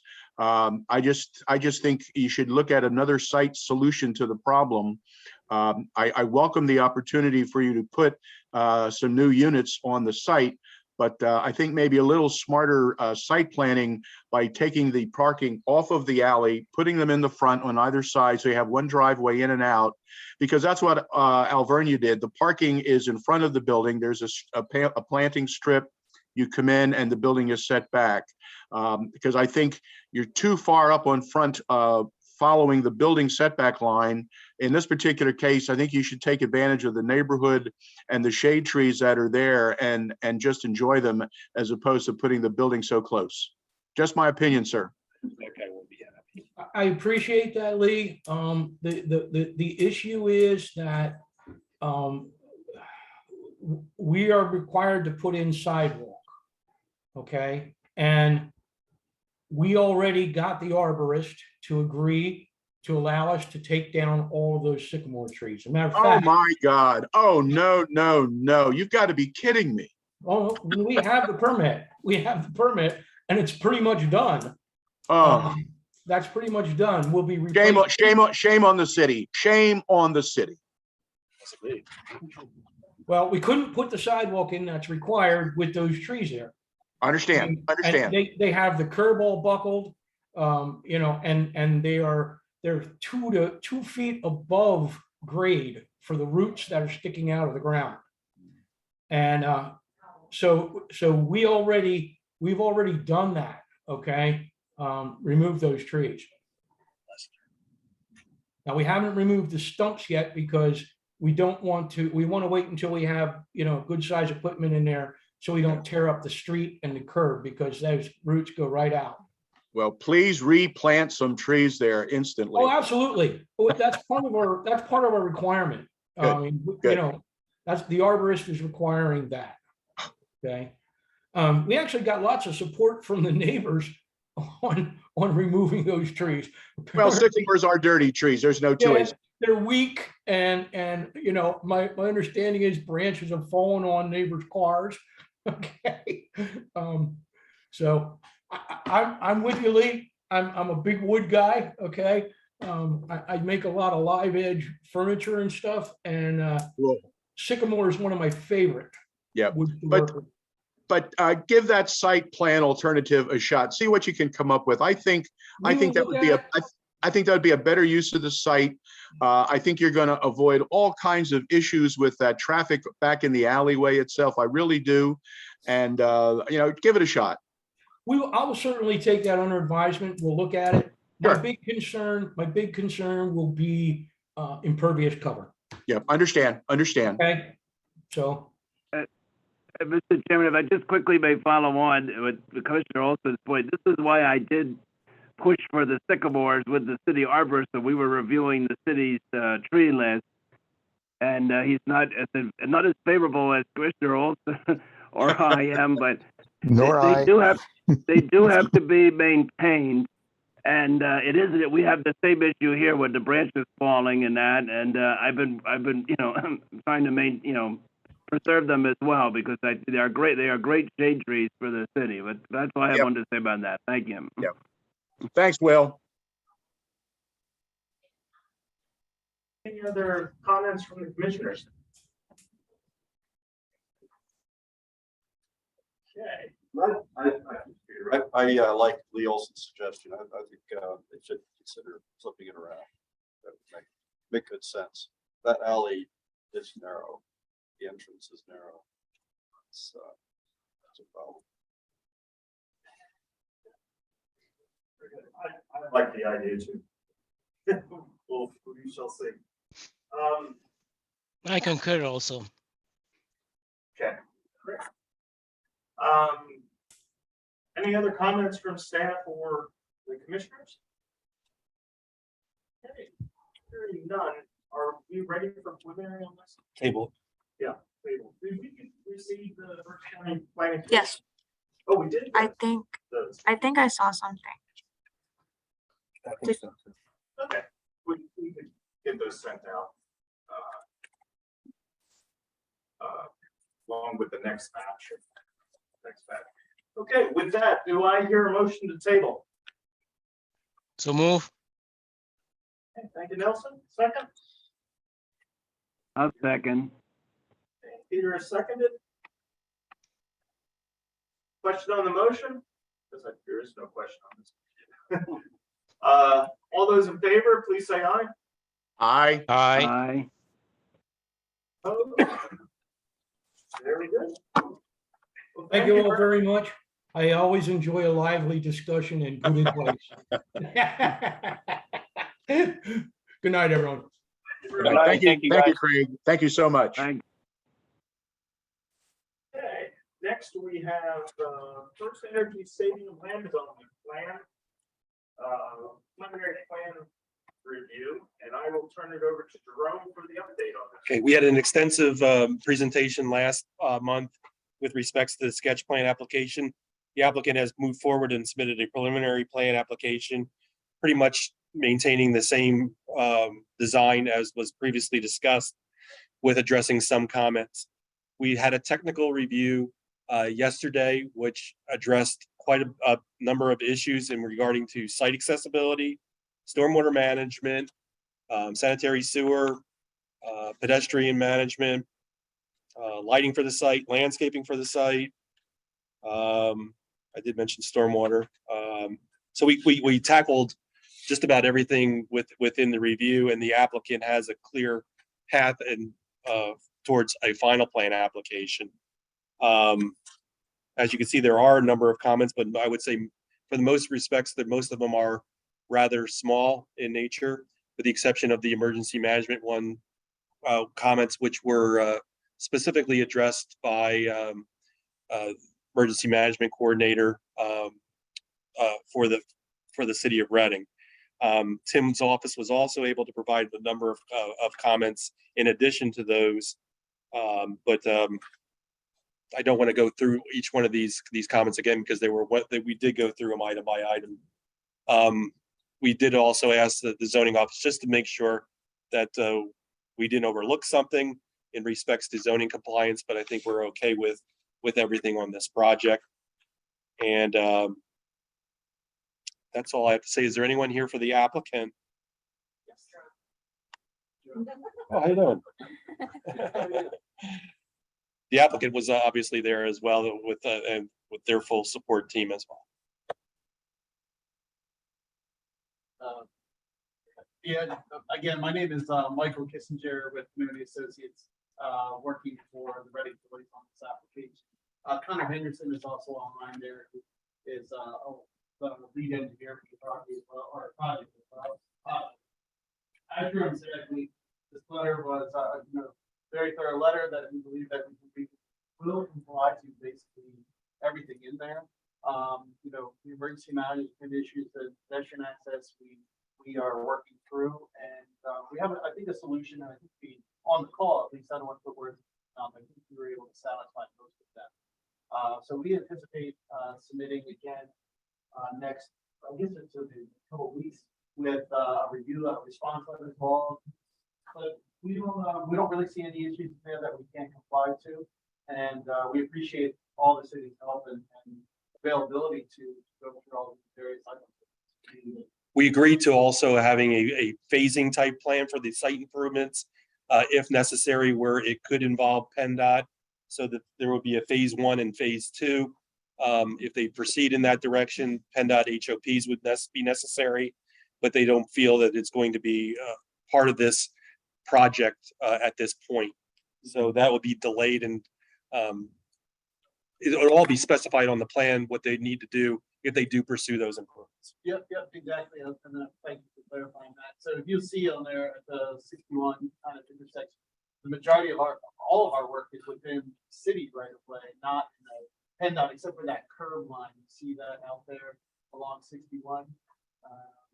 That curb line was a request of PennDOT after discussion. They have a point in their code where they don't like one-way drives to be less than 20 feet or larger than 20 feet openings. So they'd really like that reduced. We have no problem with that, but again, it's one of those long-term type scenarios. We have some time constraints, so we'd like to push that into a separate phase of the project. It's not really related to our project other than the request. So we were looking to entertain that as a separate task. So we plan to add that curve to a separate label that says it's phase 2 future work to be permitted and of course approved by the city of Reading for the curve. In lieu of the what was mentioned last month with the respects to a traffic impact study, since the applicant will not be increasing traffic within the area, everything will be basically the same except for possible different movements with some traffic going into the parking area. We just wanted to make sure that we were clear with pedestrian movements to the site specifically. And if there is a problem now, we would like to see it addressed as part of this project. So I had asked the applicant to coordinate efforts with the police department, Public Works, and the emergency management coordinator to make sure that there's that this project is satisfactory. And if we need to make improvements or to mitigate any problems, we should do it now. We have already started to reach out.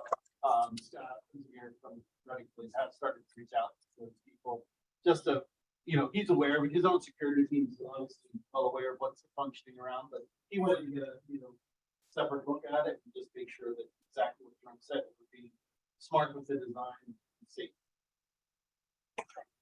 So at this point, considering the applicant's schedule and then they're in agreement to making all these revisions, we'll be making a recommendation for preliminary plan approval, subject to the applicant complying with these conditions and any conditions that you may have as a result of this discussion.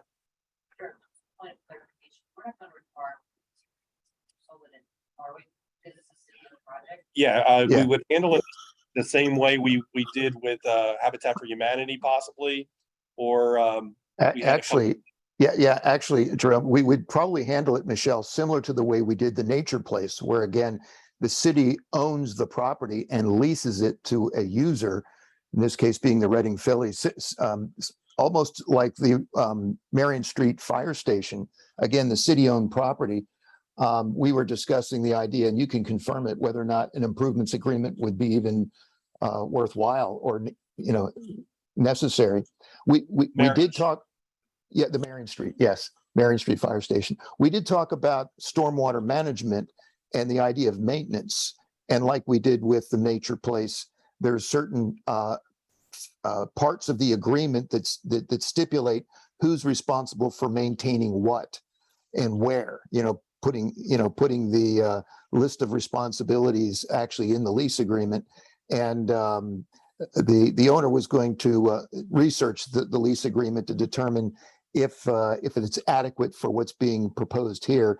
And I said, make sure we cover the additional stormwater management features, which probably are not in there, and we'd want to make sure that whoever's going to take care of what, that's addressed in either the lease agreement or a separate agreement for stormwater management. So it would be a simplified version of what we would normally see for something like this. Yes, stormwater management, you can either attach a copy of the lease or addendum, just outlining what the responsibilities of it. That's not an issue. I do think that stormwater management. So again, as was mentioned, so the city of Reading and the Reading Village, it's Reading Baseball LP have this. Right. So I think we would pretty much lean on that to the extent that we have an NPDS actually already issued for the property as the Reading Baseball LP. But you're exactly right. That O&M is required to sign for the DP. It's whether or not who would sign it, if the Reading Village would, or if the city would, as they're the landowner. I could have it when I have a situation. I have the owner. Understood. And I don't represent, I represent them, but honestly, so I would love to have that conversation. Yeah, it's just a simplified agreement. Okay. We can talk, we can have a conversation about it. Yeah, we'll be doing that this month, so yeah, we have time to do that.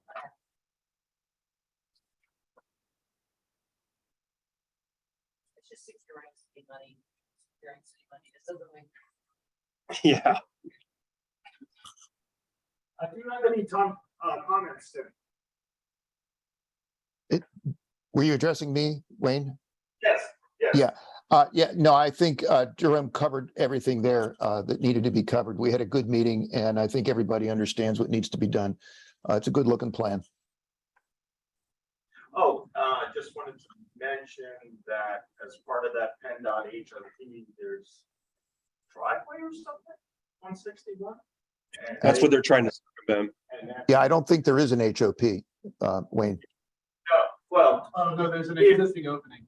Is that what you're referring to? Yeah. Right there off of the building addition to the right, you see there's two, go straight down. There's an existing curb cut that goes to the sidewalk. It's actually filled in with grass, so the curves. We plan to work with PennDOT to remove that as well. yeah, and you would do that at the same time when you fix that curve. Exactly. There. Yeah, but I just wanted to make sure that's what we agreed on. Absolutely, yeah. We don't see any point to having that there, and PennDOT doesn't need, PennDOT would prefer.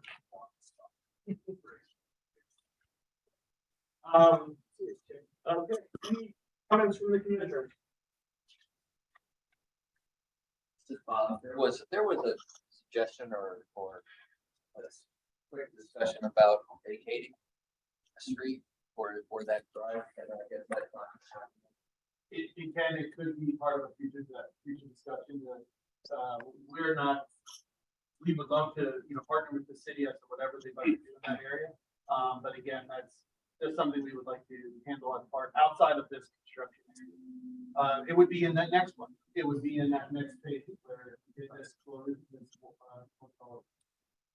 We requested the applicant to provide either depicting what's phase 1 and phase 2 on the plan, but more so a description in notes on the plan, what phase 1 and phase 2 would entail. And we did have a short discussion about that. And there's a question asked if that was vacated, because there seems to be what the city has and what the applicant has as the PennDOT setback and PennDOT right of way are two different things. So it needs to be researched, so that might take a little bit. Yep. Okay. Any other comments?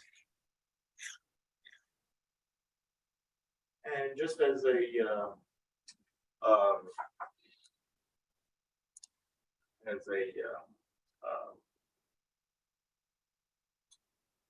just as an update, did you receive the Berks County Planning Commission? We have not seen those documents yet, but we would agree to apply. We'll have time next month to do that. Are we tabling or for the plan instructions? And I don't want to order this project, I don't want to be more. They're going to be submitting a final plan application. Yeah, when we did the previous one, that was also preliminary. So that we can, we can take care of the first kind of comments. of the final. I knew that was going to be an issue. What's called that? Yeah, this was preliminary final, or the final plan, we still didn't receive comments. Yeah. I think that's- Any other comments from the commissioners? Hearing none, do I hear a motion to bring a conditional preliminary plan approval for the First Energy Stadium Land Development Plan, subject to the applicant resolving all issues referenced within the review letter issued by Hog Valley Associates on July 19, 2022, and the incorporation of any comments by the Berks County Planning Commission into the final plan submission? I offer that motion, Mr. Chairman. Thank you, Will. Second? Lee Olson will second. Very good. Question on the motion? Hearing none. All those in favor of the motion, please say aye. Aye. Opposed? Very good. We can move on to the next phase as Jerome mentioned to me when I spoke to him the other day, I think you have a lot of overnighters the next few weeks. Yes, we have some work to do, but we do really appreciate the work. So, thank you. We also agreed to have a delayed submission deadline too, and the applicant will work with us on that. It got really cold up here all of a sudden. Yeah, I think it just went on. Thank you so much for your time. Thank you. Very good. Next, we have both 8 and 9. We normally discuss these at the same time, so I will do that again. It's the Burn Street Car Wash, Lot 1, final subdivision and land development plan, and the Burn Street Storage, Lot 2, final subdivision and land development plan. And I'll turn this over to Jerome for the update. Okay, we've seen this project before, both as a preliminary plan and as a final plan. This is a revised final plan, which has been submitted for Lot 1, which consists of 1.38 acres and will contain the car wash. And then Lot 2, which is a 2.54 acre site, which will include a storage facility. This is a redevelopment project. We had asked the applicant to provide us with architectural renderings, elevations, and floor plans for this site, just to verify what's being proposed in terms of not only from a site accessibility standpoint, but we also had questions about the nonconformity status, as well as some issues with the existing building having the need for a loading space. We'll come back to that. There will be an HOP that's required for this site. We also identified some additional vehicular access issues that were previously mentioned in other reviews. But these are the final list of items that we would have. The same thing holds true for the final issues we have with stormwater management. The applicant has agreed to complete the curbs and sidewalks and ramps as prescribed by the ordinance, as well as by Public Works. Sanitary sewage disposal issues is mostly just relevant to Lot 1 with the car wash. And I believe Public Works has made their comments with respects to the sanitary sewage disposal. In terms of fire and rescue, they did have specific comments that I believe were addressed, and I want to make sure that this was done. It appears that the water line was extended to the middle of the property, and a fire hydrant is located on Lot 1, close to the boundary of Lot 2.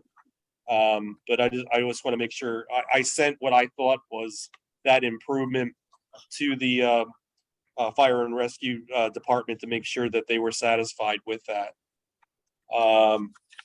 That's a summary of the comments that are still outstanding. And I would assume that Greg is still here. You're correct, Jerome. Okay. First, I just want to verify that I was. You are correct with the fire hydrant replacement, and that put everything well within the 400 feet that Jeremy Searfoss had requested at the meeting we worked together at. I know our client has been working with Deb Hogue as far as the sanitary sewer goes, as far as how she'd like to see the recalculation for the water as it gets reused with the car wash. Stormwater management, we're in agreement that can be will comply with, I guess you want to see 90 degrees for the emergency access departure. The HOP, we've already made the application for. The loading space, we just took that interior into the building at that point, because that's really where the loading is going to take place. And with the nonconformity, I think we already have the zoning permit for this one, so I think we're square with that. And the architectural plans,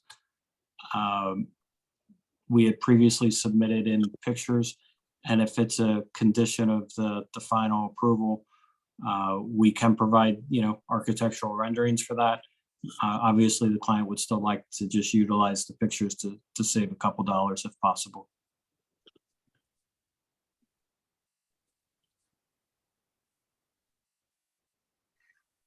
There will be a municipal improvements agreement that's required, as well as a stormwater management maintenance agreement for both projects. And has that process started yet? We have a process for it. Not yet. That would be required. That was identified in the review. Yep, that would be fine.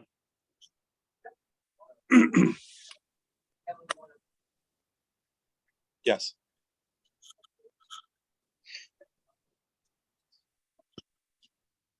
Tim, do you have anything? No, I think you touched base on everything. Very good. Any comments from the commissioner? Okay. Hearing none, I believe there's a few things we should get squared away yet before we so I would suggest I'll ask for a motion to table the Burn Street Car Wash Final Subdivision and Land Development Plan. Pardon me, Mr. Chairman. Yes, Greg. When we were here last month, it was noted that if we went back and we revised the access, which is what we had done, that a conditional final could be considered at tonight's meeting, which is what the applicant agreed to do. Okay. And are you ready to submit the cost estimates for the municipal improvements agreement? That could be. Yes. I biggest issue- believe they were in the package. The two biggest remaining issues are the HOP Right. and the sanitary sewage planning module. All the other ones can be easily resolved in a timely fashion. Right. And they've both been submitted, and the one's outside agency. Yeah, I just like to make sure, Greg, that everything's at least in process. And my thing was about the cost estimate for the municipal improvements agreement, but our legal counsel has agreed that we could just make it a condition. Okay, thank you. So I will reword my motion. Do I hear a motion to conditionally approve the final land development plan for the Burn Street Car Wash, final subdivision and land development plan, with the conditions that the stormwater improvements agreement agreement is finalized. The municipal improvements agreement is finalized. The sanitary sewer modules are completed and that the PennDOT HOP permit is received. So move. Thank you, Nelson. Do I hear a second? Okay, Peter seconds. Okay. Question on the motion? Okay. I would like to add that,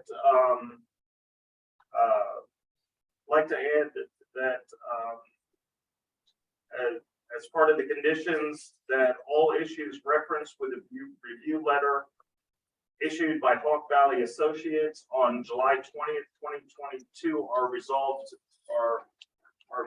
the satisfaction of staff. Is that okay with you, Peter? Yes. Okay with you, Nelson? Is the addition to the motion acceptable, Nelson? I'm sorry, I lost my sound Okay. for a minute there. Having technical issues. No problem.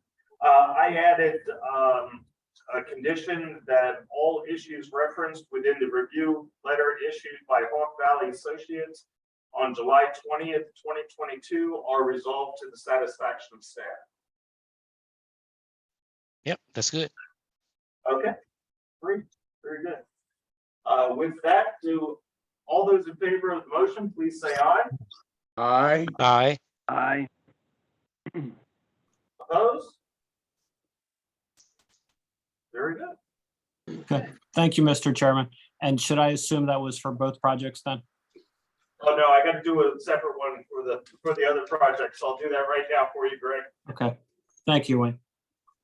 Okay, do I hear a motion to grant conditional final plan approval for Burn Street Storage Lot Number 2, final subdivision and land development plan with the conditions that the stormwater agreement is finalized, the municipal improvements agreement is finalized, sanitary sewer modules are finalized, and that the PennDOT HOP is received, and that all issues referenced within the review letter issued by Hawk Valley on July 20th, 2022 are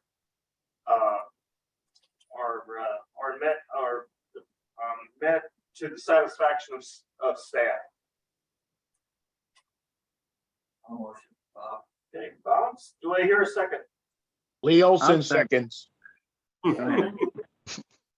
Question on the motion?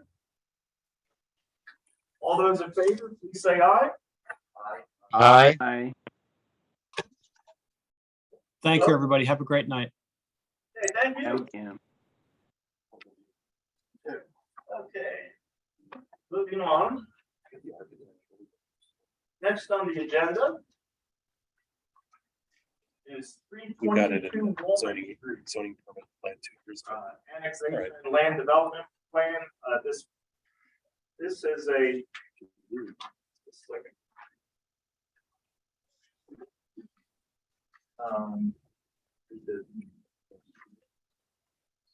See which one.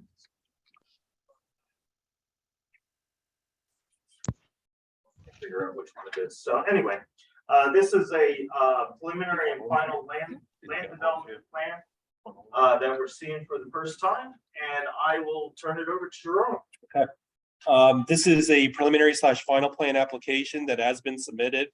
It is the conversion of a commercial building that is it's located on 2 lots. 322 Walnut Street contains the existing building. 144 Rose Street is a vacant lot at this time. The applicant is seeking to take the 3,255 cumulative square foot lot or the 2 properties, combine those as part of an annexation plan, and then convert the building into 4 residential apartment units with 5 parking spaces. This plan was also considered by the zoning hearing board as part of their review of the special exception application that's been submitted for the adaptive reuse of this project. The zoning hearing board did approve appeal 2022-10 on April 13, 2022, with the conditions that they would also submit the preliminary / final land development plan. Dan has taken on this project to resolve some of the issues that were addressed by the zoning hearing board, and also past practices and comments that we've typically provided applicants that had similar projects.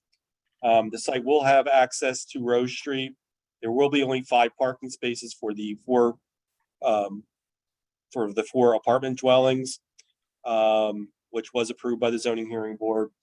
The annexation portion of this, we had provided our standard comments that the site will be joined in common deed. We provided a variety of comments also for landscaping, lighting. They will need to seek approval for the sanitary sewage flows through Public Works. It looks like a planning module may be required. However, we'll need to verify that with the sewage flows from the site. We've asked the fire and rescue department also to look at this plan in terms of the locations of fire hydrants, standpipes, and related emergency management facilities in this area. Plan will be required to go to the Berks County Planning Commission for review. And we feel that a stormwater management plan would not necessarily be required because most of the site is impervious now. However, we might want to look at some modifications we could possibly make to capture any increase in flows that may be created as a result of the parking area. So we might want to take a closer look at that at the next plan submission. Other than that, I think I attempted to summarize everything on this plan. Is Dan on the line by chance? Dan, you're muted.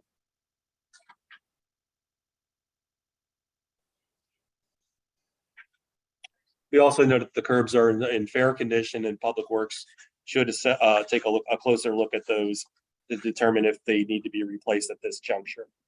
Jerome, I think I had it on mute. Do you hear me now? We hear you now. Yep. Okay, and the owner, Carlos and Edie, are here also. Right. I just have a couple comments. I think landscaping will be a challenge, but I think we can do something that'll help the situation out. I'll prepare a sewer planning module for the property. Is there a threshold that you need to go over to get a sewer planning module, or is it just required for anything with a use of the building? And we'll give you his. Yeah, can you just quickly explain the use of the building? This is like, today was the first time I really had a chance to look at it. What's happening at The way I 322? understand it, the former use of this building, now it goes back quite a ways. It was 4 apartments. And then a person in between had taken the building, and they were kind of working on building a daycare, and they never completed the project. So then Carlos acquired the building, and he decided to make it into the 4 small apartment units that he has planned. So I think we're looking at 2 efficiency apartments, which will have 1 bedroom apiece, and then there's an apartment that has 1 bedroom, and then there's going to be one with 2 bedrooms. So we're looking at 5 bedrooms in this building. Does that qualify as having a sewage planning module? Yeah, that, I guess we'd have to see the numbers on that, because I guess, if this is considered 1 lot, obviously it's 1 EDU, and you can exceed over 1 EDU, but not more than 2. So Dan, if you could put together a short narrative, what you just explained, and send that in, Deb and I'll look at it and then we can give you a better answer than trying to guess at something here tonight. Yeah, It may I can work, come up but with- I'm not sure. Yep, I can come up with a letter for that. Okay. So we'll get that together for you. I think lighting might be a challenge, but I'll send it out to my guys at Penn and see what we can do. Because the property coming back from Walnut Street is 20 feet wide. And the property that fronts on Rose is 19 feet wide. So it would take some kind of shielding or something to do some kind of lighting in there so you're not encroaching on the neighbor's property, but we'll see what we can come up with. There was architectural plans and renderings that were submitted with a zoning permit about a year and a half ago. Yes, The applicant considering those or is there different plans? no, I believe that's what he's considering, that those same drawings. Okay, so those should be submitted with this package, just so Okay. we have, submit them with the next application when you revise the plan.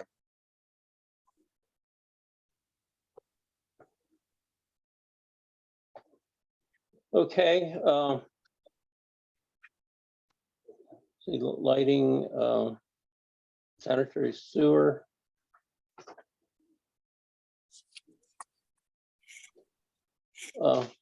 Yeah, with the parking, I worked it out to the 5 parking spaces. I gave some turning movements in there, and I drew we'll have to redo the curb on Rose Street and the sidewalk to allow for that parking movements to occur. And I was thinking that we could probably do some sort of impervious paving in that area to mitigate any kind of increase rather than just paving it with asphalt. So do you have any? As I recall, that's more parking spaces than in what the zoning hearing board considered. With a movement, the way I was looking, I have my movements backwards because I thought Rose went the other way, but if you drive north on Rose Street and there isn't a whole lot of traffic on Rose Street, my movements are backing into the parking spaces. That way they're allowed to enter those, and then the movement coming out, rather than backing out onto a public street, you're driving out and it has better vision. So that worked out that I could get the 5 parking spaces and in a very small, tidy area. Yeah, the zoning variance specified that, well, it said in the decision, the zoning variance has been granted to construct an off-street parking area that includes the 11-foot access. So they did exactly what the zoning hearing board approved it for. That's it. Dan, is this proposing a driveway off Rose? Is there a driveway Yeah. there now? Or are you proposing a new one? There's nothing there. There's no Okay. curb there. It's just busted down. So we would Yeah. have to build the curb line and the drive depression. Yeah, if you could put that on this drawing, that would really be the right way to do it. You'd be planning believe for it. I And do. that way you wouldn't need to get a driveway permit. We could do it here with planning. I have it on page 2. Oh, Yes.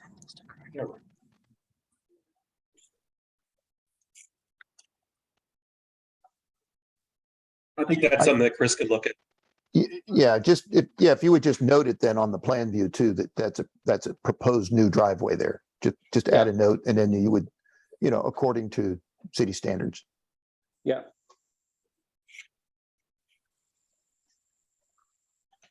So that's about all I have. I could get something back in here. I won't have time to complete a survey that I could do the final meets and bounds, but I think we could cover up most of the items while we're waiting for the survey to be completed and I get the letter in on the sewage uses to let's keep this thing moving till next month.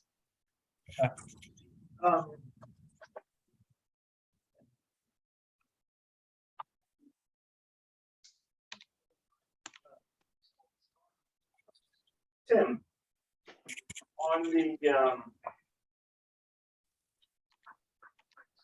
if you take a look at the picture that Jerome has on page 6 of his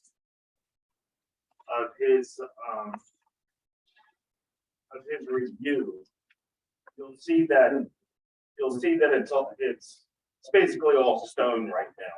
And there's no sidewalk or there or anything. Should we have Chris Lovell take a look at this and see if a sidewalk 11 feet. would be required on this side of Rose Street? Yeah, I think we already agreed that, yeah, it would be good just to take an overall look at the curbs, sidewalks and potential driveway for this site. Yeah, we should schedule that with Chris Level. Okay. That would be great, because So nothing that's done. I don't know how the rest of the commission feels, but you know, across the street from here is the Olivex Performing Arts Center. And that's all new sidewalk on that side of the street. So, you know, if the Public Works can make a determination that perhaps only a curb and a driveway cut needs to be put there and the sidewalk is not required, that might be helpful. Well, I guess we can make a determination, I mean, based on what's in the ordinance.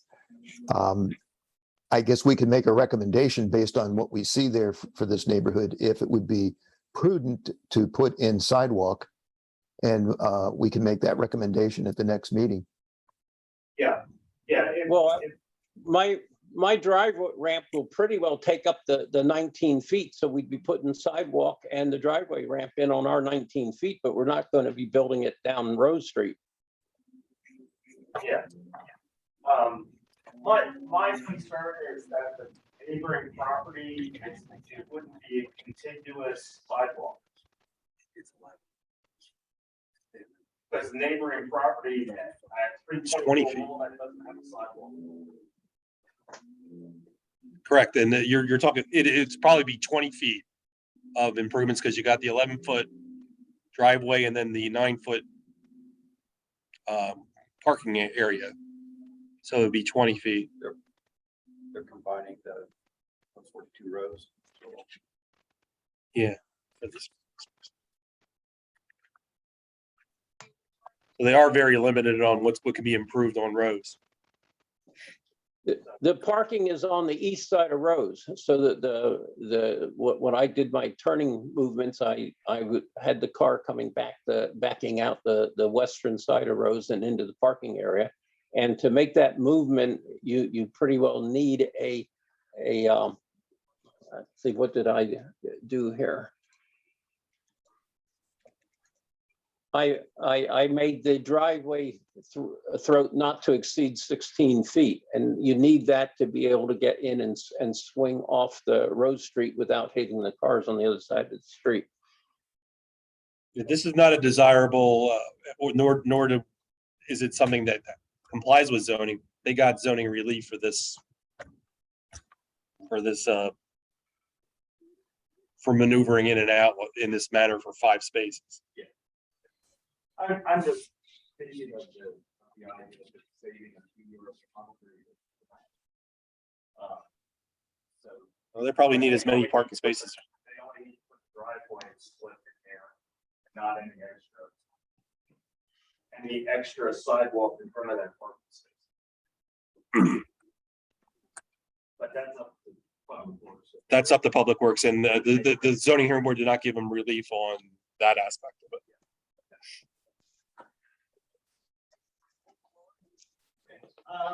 Do you have anything else?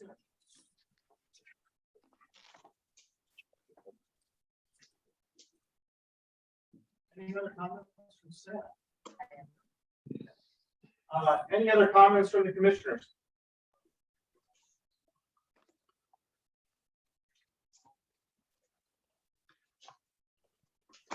Okay. Hearing none. There is quite a bit of things to taken care of on this plan, including the fact that we have not received Berks County Planning Commission comments, and this is a preliminary final approval. So we will need to table this plan.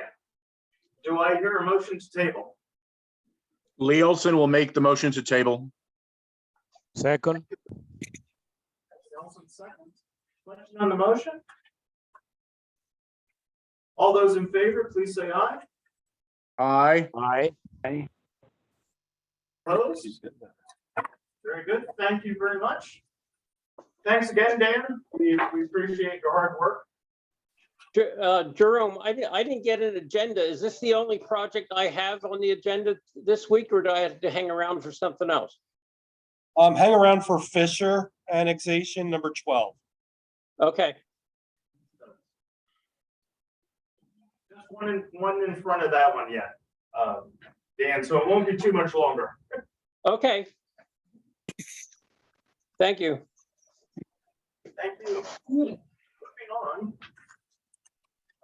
We go to the Iron Gate preliminary land development plan at 2228 Wall Street. And I'll turn it over to Jerome for the update. We had a lengthy discussion at our last planning commission meeting with respects to the direction of where this project is going.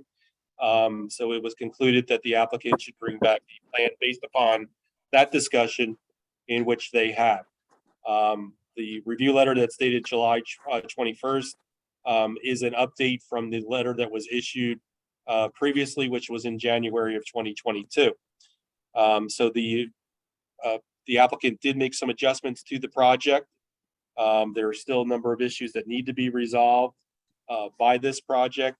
We've identified the site accessibility issues that we determined to be the compromise or issues of agreement that we had with the type of truck, size of truck, a single unit truck that would be allowed. We have also been trying to work with Public Works as well as our traffic consultant to determine the signage that would be placed along Moss Street as well as on the site. The applicant has agreed to incorporate the limitations for site accessibility in terms of the lease. There are still some sanitary sewer issues that will need to be resolved as part of this project. The county previously reviewed this project quite a while ago. Conservation District will need to approve this plan, and that's a summary of the outstanding comments that need to be addressed. We are recommending preliminary plan approval, subject to the applicant complying with the remaining issues that will need to be resolved as part of a final plan.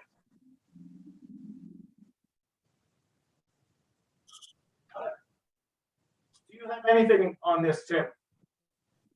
Yeah, I agree with Jerome. Yeah, I'm not, the only signs I'm seeing on there are the addition of those no trucks over 20 feet limitation at the entrance.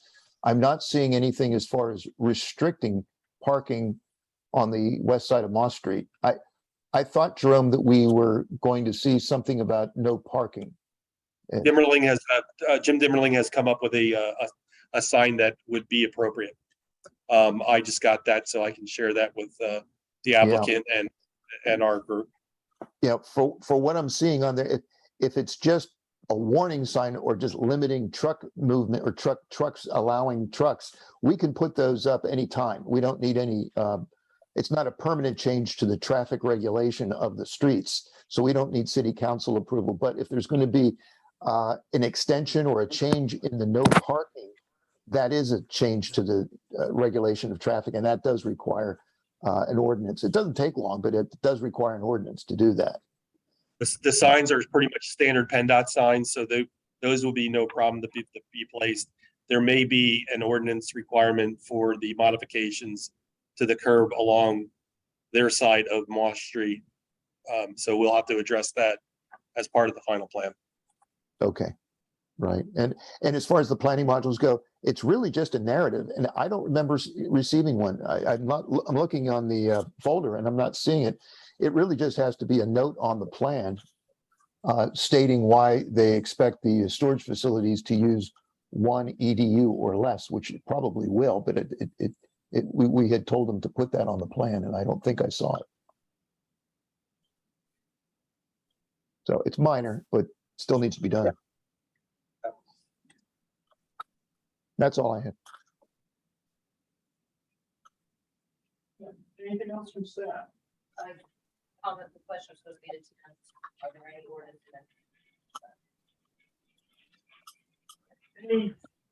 Anything from the commissioners?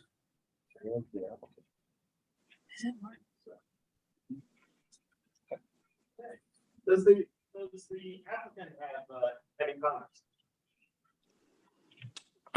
This is Larry Miller. I'm the attorney for the applicant. Good evening to everybody.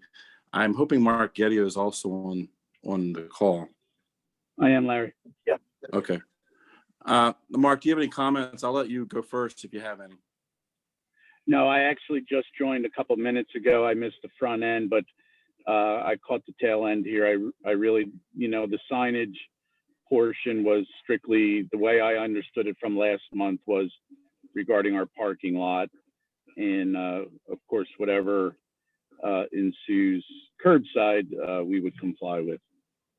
Yeah, my fear about limiting parking on Moss Street is that I know, I don't know if that's what you're saying. I should maybe ask for clarification, but I don't want to limit parking for the residents in the area by limiting parking on Moss Street. I think we were just trying to eliminate any kind of sizable truck that would go down Moss Street and into the property. It was a modification to any curb line. Once the curb lines get changed or modified, then that requires the ordinance. Tim might be able to explain that a little bit better than I can.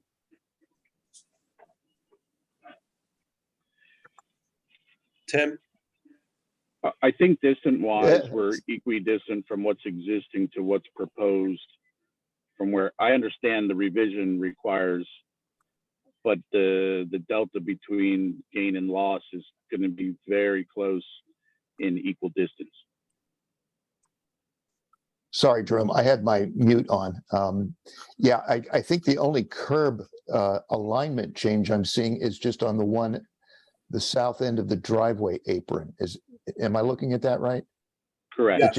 It's just a modification to the alignment of the radius. I don't think that's what the intent of the ordinance is really, when there's a wholesale shift in the alignment of the curb.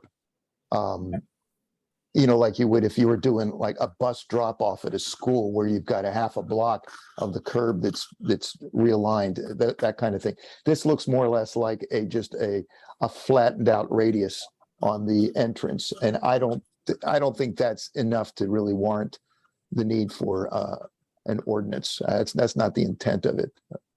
Okay. It doesn't change the right of way. Obviously, the right of way stays the same. So I think that we'll just call that a modified entrance to the driveway apron. Okay.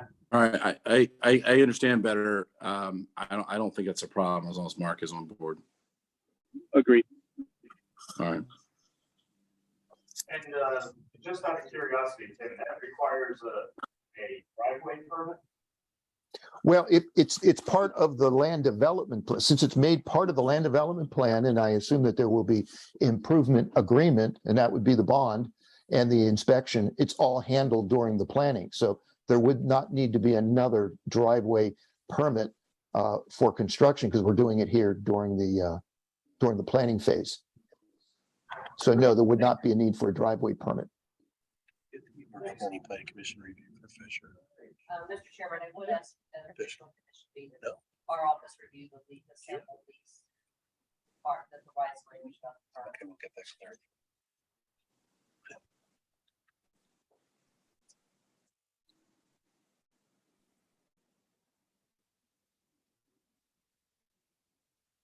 I have that note. Any comments or questions from the commissioners?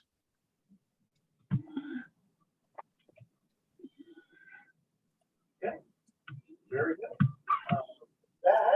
I ask for a motion to grant conditional preliminary plan approval for the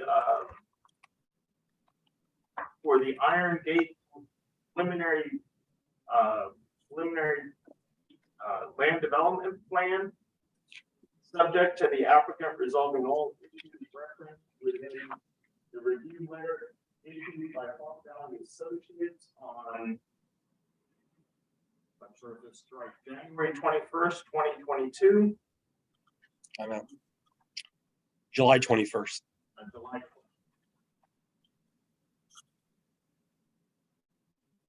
That's the only one. So anyway, issued by Hawk Valley Associates on July 21st, 2022.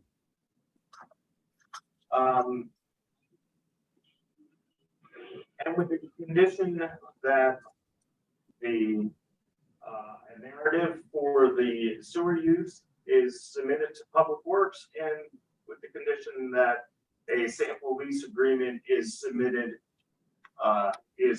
to our solicitor. Lee Olson will make that motion. Second. Okay, Nelson seconds. A motion? All those in favor, please say aye. Aye. Aye. Opposed? Home stretch now. Okay, very good. Well, thank you for your patience. Forward to the next thing. Oh, and just last thing, guys, just a thank you to the board. I really appreciate your time and effort on this. You're welcome. Thank you. Thank you. You're welcome. Jerome, I assume you'll distribute that letter at some point then? That should have been distributed on, I'll apologize. If it wasn't sent, it should have been sent on Thursday or Friday. Okay, but nothing would be updated then from tonight's Yeah, okay, yeah, nothing else will be commented. Let me resend that. It might have been a glitch. Okay, no problem. Thank you. Thank you all for your assistance through this process. Hey, you got it? This was the attachment. Okay, we got that solved. I apologize. I sent the January 21st letter. Oh, it's a better month. I was very. My fault.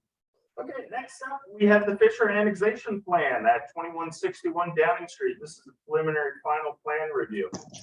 At our last month's meeting, we went through the review of this project and had discussion on it. However, we did not have the Berks County Planning Commission review letter. Dan, did you get a copy of the Berks County Planning Commission review letter? Well, I've been so busy, I don't know if I did or not. We sent it out, so I would think we did. I thought so too, and I did not get a copy personally, and Emily did not get a copy of it. It's more than 30 days, and that's why I wanted to keep you here for that discussion. So there's no point, if no one has a copy of that review letter, then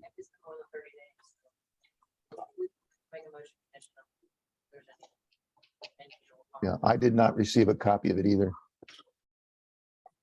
we have two projects like that, I think. Call from Carol Bear. Yeah, if it's been more than 30 days, actually. This was the simple annexation plan. At where's the address? 2161 Downing Street, which is a combination of several parcels of land that are located in Riverdale.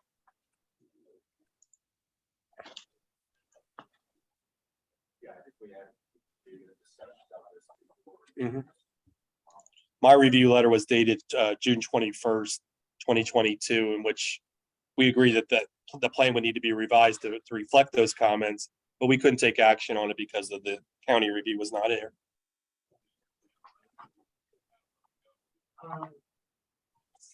I'm going to check my email here real quick and just see if I got something from Michelle. She usually emails me, but I don't recall it coming in. Okay, And I know we filled out the application and sent it off. Yeah, We I, really appreciate that, Dan. Do you have anything on this project?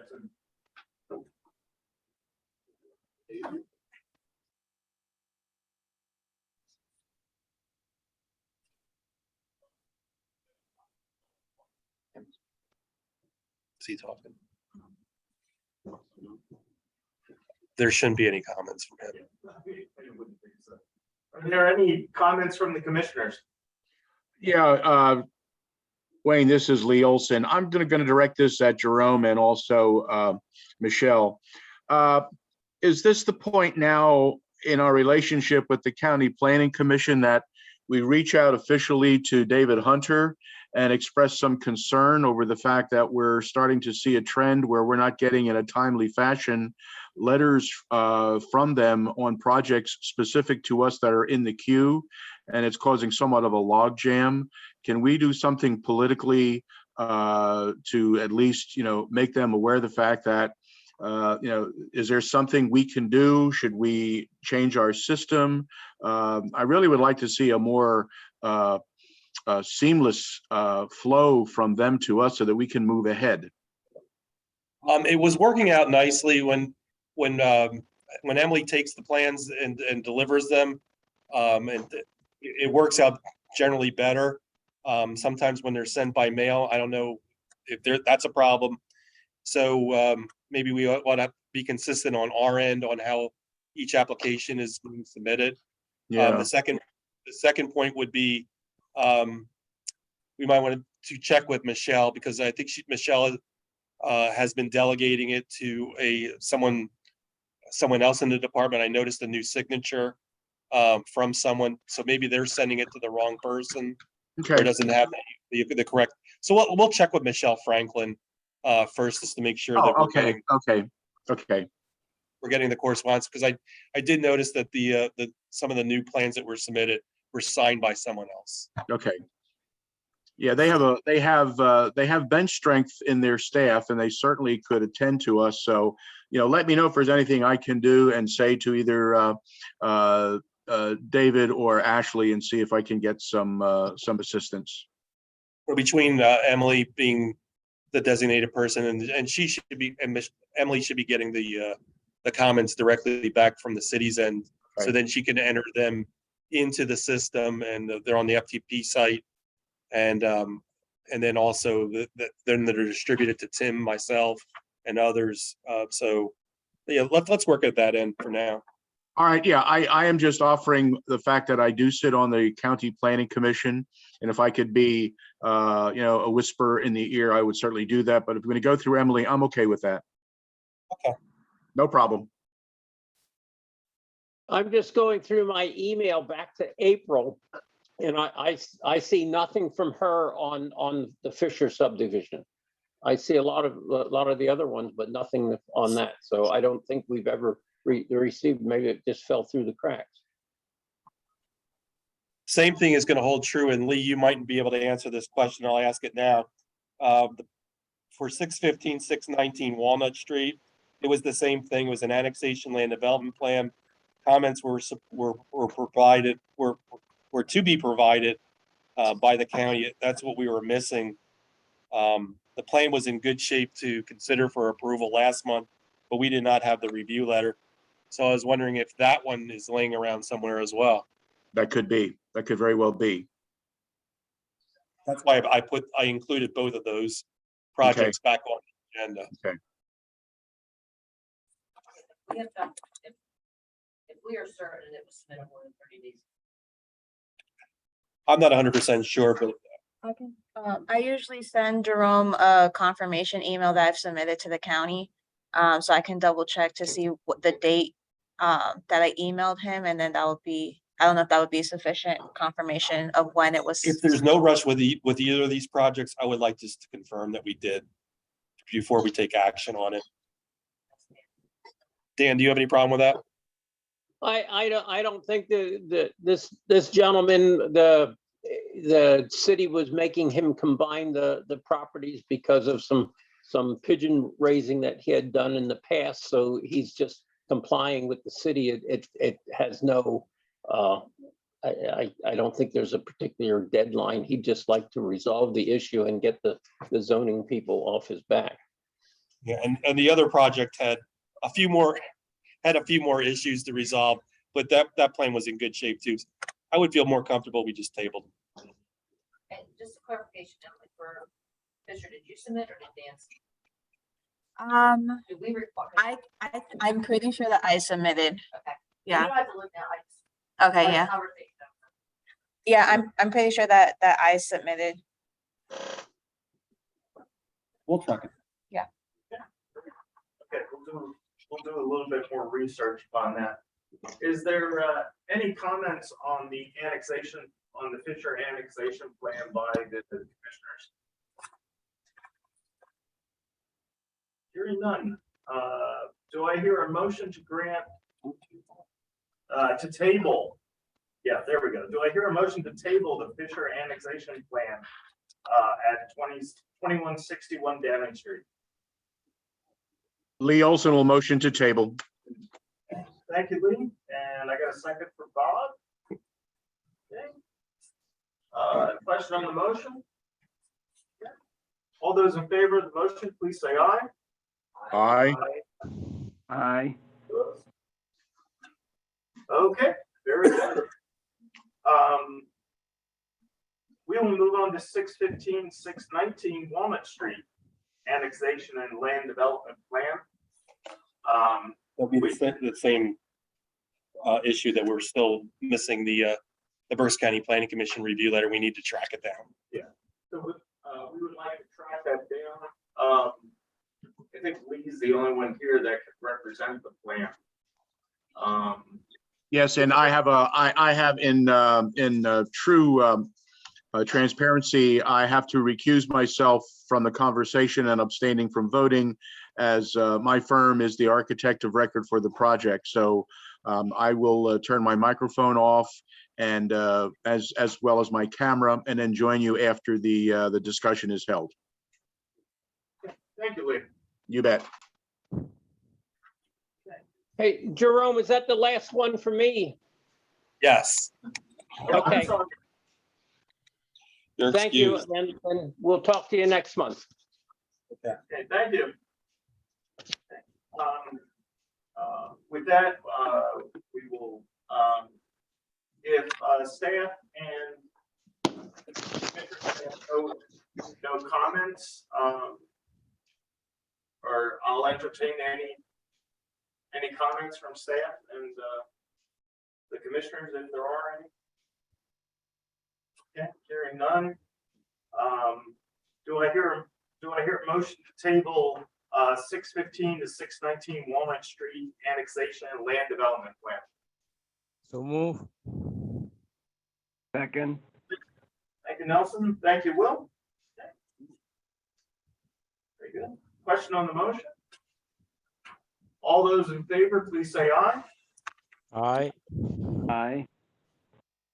And one recruit. Okay, very good. We will we'll ask Lee to come back. We've tabled the plan, Lee. If there is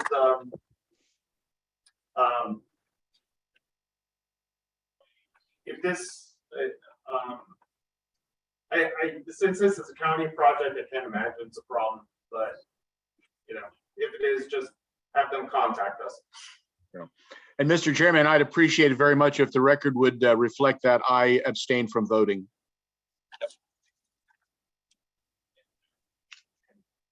Marking that right now. Okay. Thank you so much. Thank you. That is all our land development plans. See here. Next, we move on to municipal ordinances and the PC and the planning commission report. I understand there's still some work to be done here. Yes, the Saldo amendments are being thoroughly reviewed.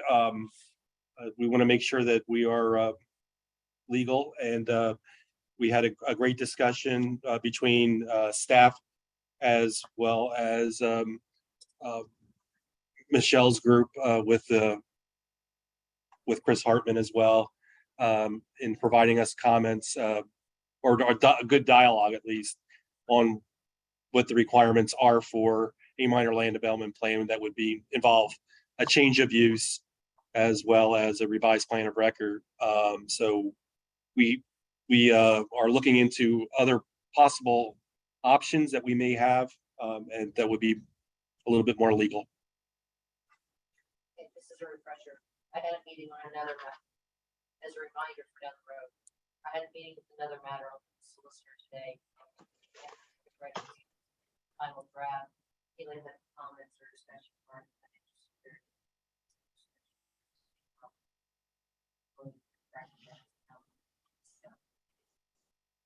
Something. That's the mini agreement. No, that's just for general, Oh. for bonds, letters of credit. Okay. Since you did mention the mini agreement part of the discussion last week. I will apply the mini agreement, the simplified agreement. Yeah. Based on conversation, I will be carrying the draft. I have a draft, I'll be revising the draft, circulating among staffs. Bring it to next month, but I know there are some projects that are. And then the other item is the Planning Commission annual report, which has been completed by staff, as well as the Planning Commission has approved it.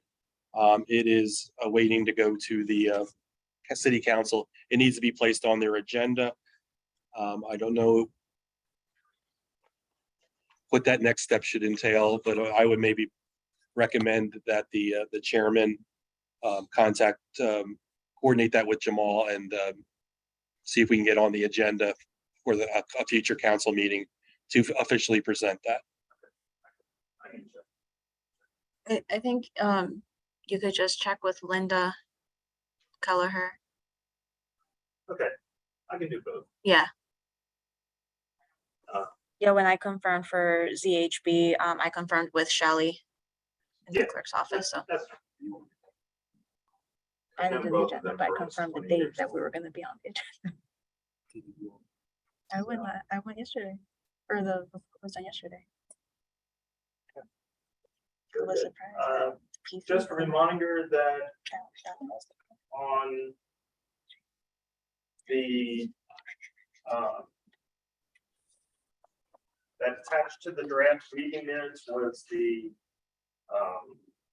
update on all the plans that are, that don't require action.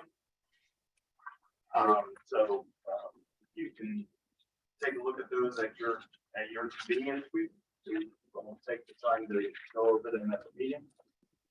The only one that I was missing, and that was the Bear Building. That was a sketch plan application that was on Court Street. I forgot to include that as well, so I'll include Bear Street or the Bear Building.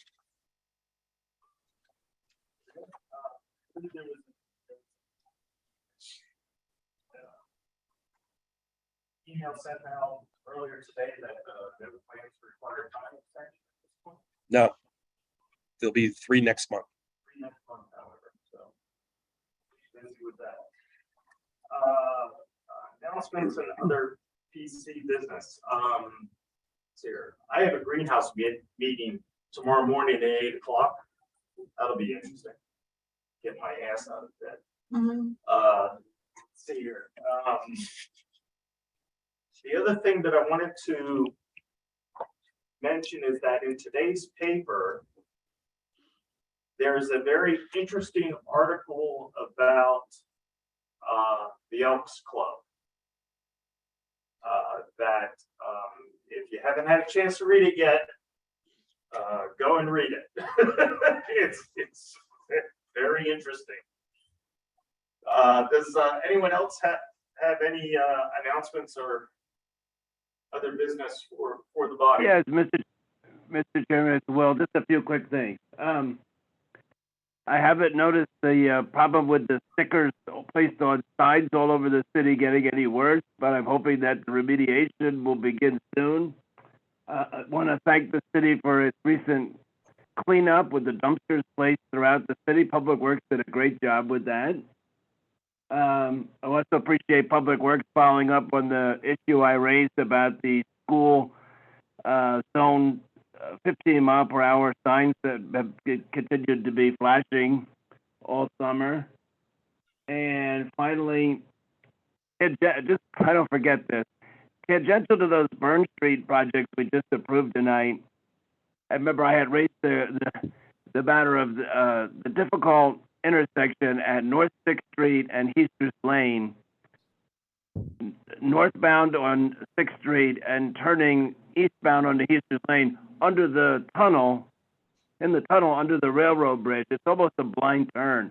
I'm just wondering maybe if Public Works could consider possibly putting a mirror there or something and take a look at it and see if there's anything could be done, because I just think it's a very dangerous intersection. And that's all I have, Mr. Chairman. Thank you. Will? Anything else? All right. Next, we will go to the approval of the planning commission minutes for June 28th of 2022. And I had one minor correction that I sent to Jerome, which he received. Any other comments on the minutes? Okay, do I hear a motion to approve the minutes for June 28th of 2022? Lee so moves. Second? Second. Okay, thanks, Nelson. Mr. Chairman, I have not been able to review them yet, so when I do, I'm sure they're pretty good, but if I find anything, I'll mention it next month. Thank you. Thank you, Will. Okay. We'll hold that to question. And all those in favor of the motion, please say aye. Aye. Aye. Opposed? Okay. We have minutes. Very good. The next planning commission meeting will actually be a workshop on Tuesday, August 16th, 2022. Jerome says we have something to review. Yeah, it'd be the Goggle Works. Lee is familiar with the project as well. We had a one-stop meeting in which various departments had gathered together to provide comments with respects to the internal site improvements that will be conducted in phases. They will be bringing their sketch plan or conceptual plan in for discussion with the planning commission, and we've advised them at that one-stop meeting that our first workshop session will be on August 16th. So they would like to be available to attend and discuss that project with them. We will look at it to see if it meets the terms for land development or minor land development plan. We may look at it as a site plan for review and consideration by the planning commission, but it's a great project, and we'll see more of it next month.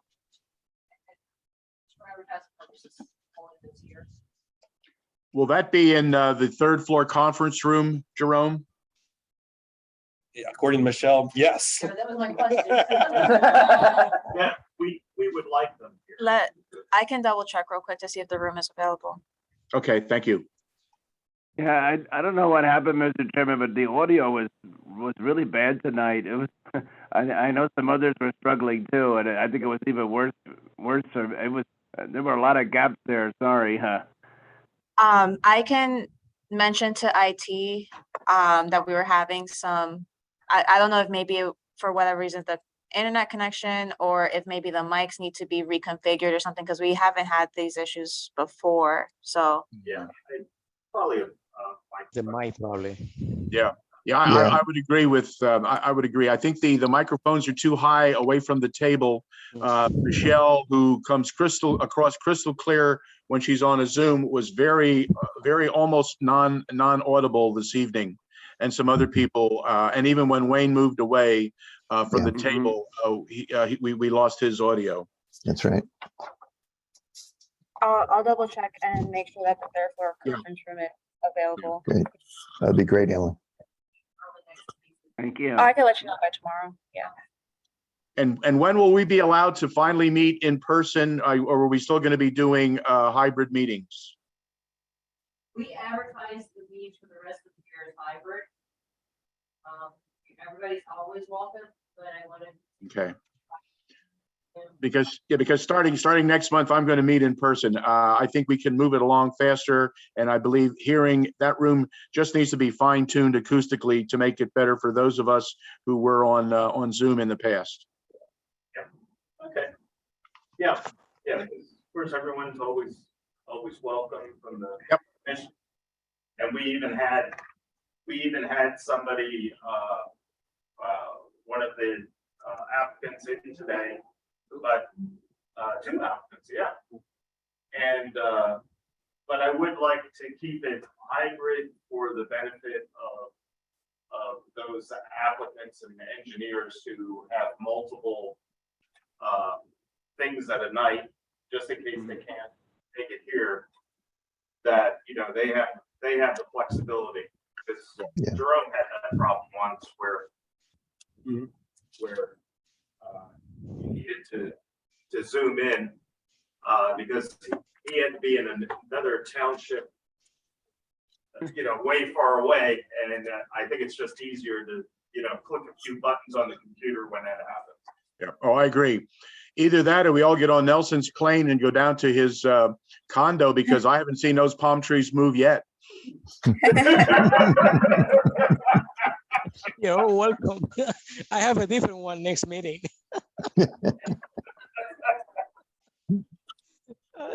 So that you don't see my mess behind. The what's the other? Oh, and then the other thing we'll discuss at that workshop meeting is the bylaws. And I will send the original bylaws out and the revision, and then I just didn't want to send it out this meeting and get it confused that we were actually going to talk about it today, because we're going to talk about those at the workshop. That's great, because that's great. I'm looking forward to doing that, because I have a couple of ideas from previous experience in non-for-profits and civic authorities that I think would be of some value to consider going forward. Great. Meeting, how long will it take? Start at 6 and ends by. So I'm hoping we'll end by 7 o'clock. Yeah, 7. I want to keep these meetings. I want to keep the workshop meetings below 90 minutes.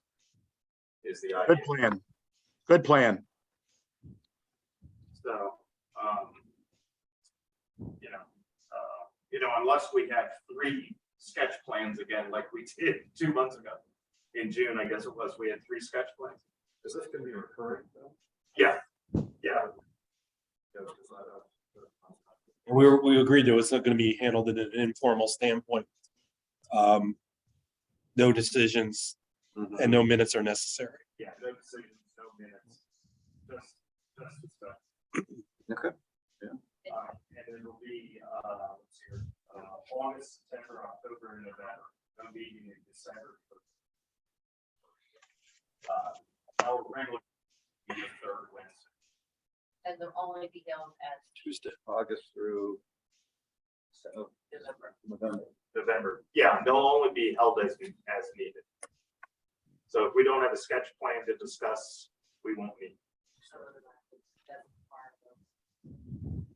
And Jerome and Wayne, just for clarification, the workshops do not require the applicants to attend, or do they? They're not necessary if they want to meet by Zoom as well, or if they just want to provide us the information for discussion, we could. I mean, it could be handled a number of ways. Okay. Options. Gotcha. And what about public comment? Do we have that for a work? I guess not for a workshop, right? Yeah, since we won't be taking the vote, there's not a requirement for public comment. I can't hear that, but whatever she said, I'm sure it's correct. Since we're not taking a vote, there is no need for public comment. That could be That's what I done. was, yeah, that's what I was thinking. I just wanted that so we were clear ahead of time. Great, thank you. And I know that Spring Township doesn't accept any public comment during their workshop.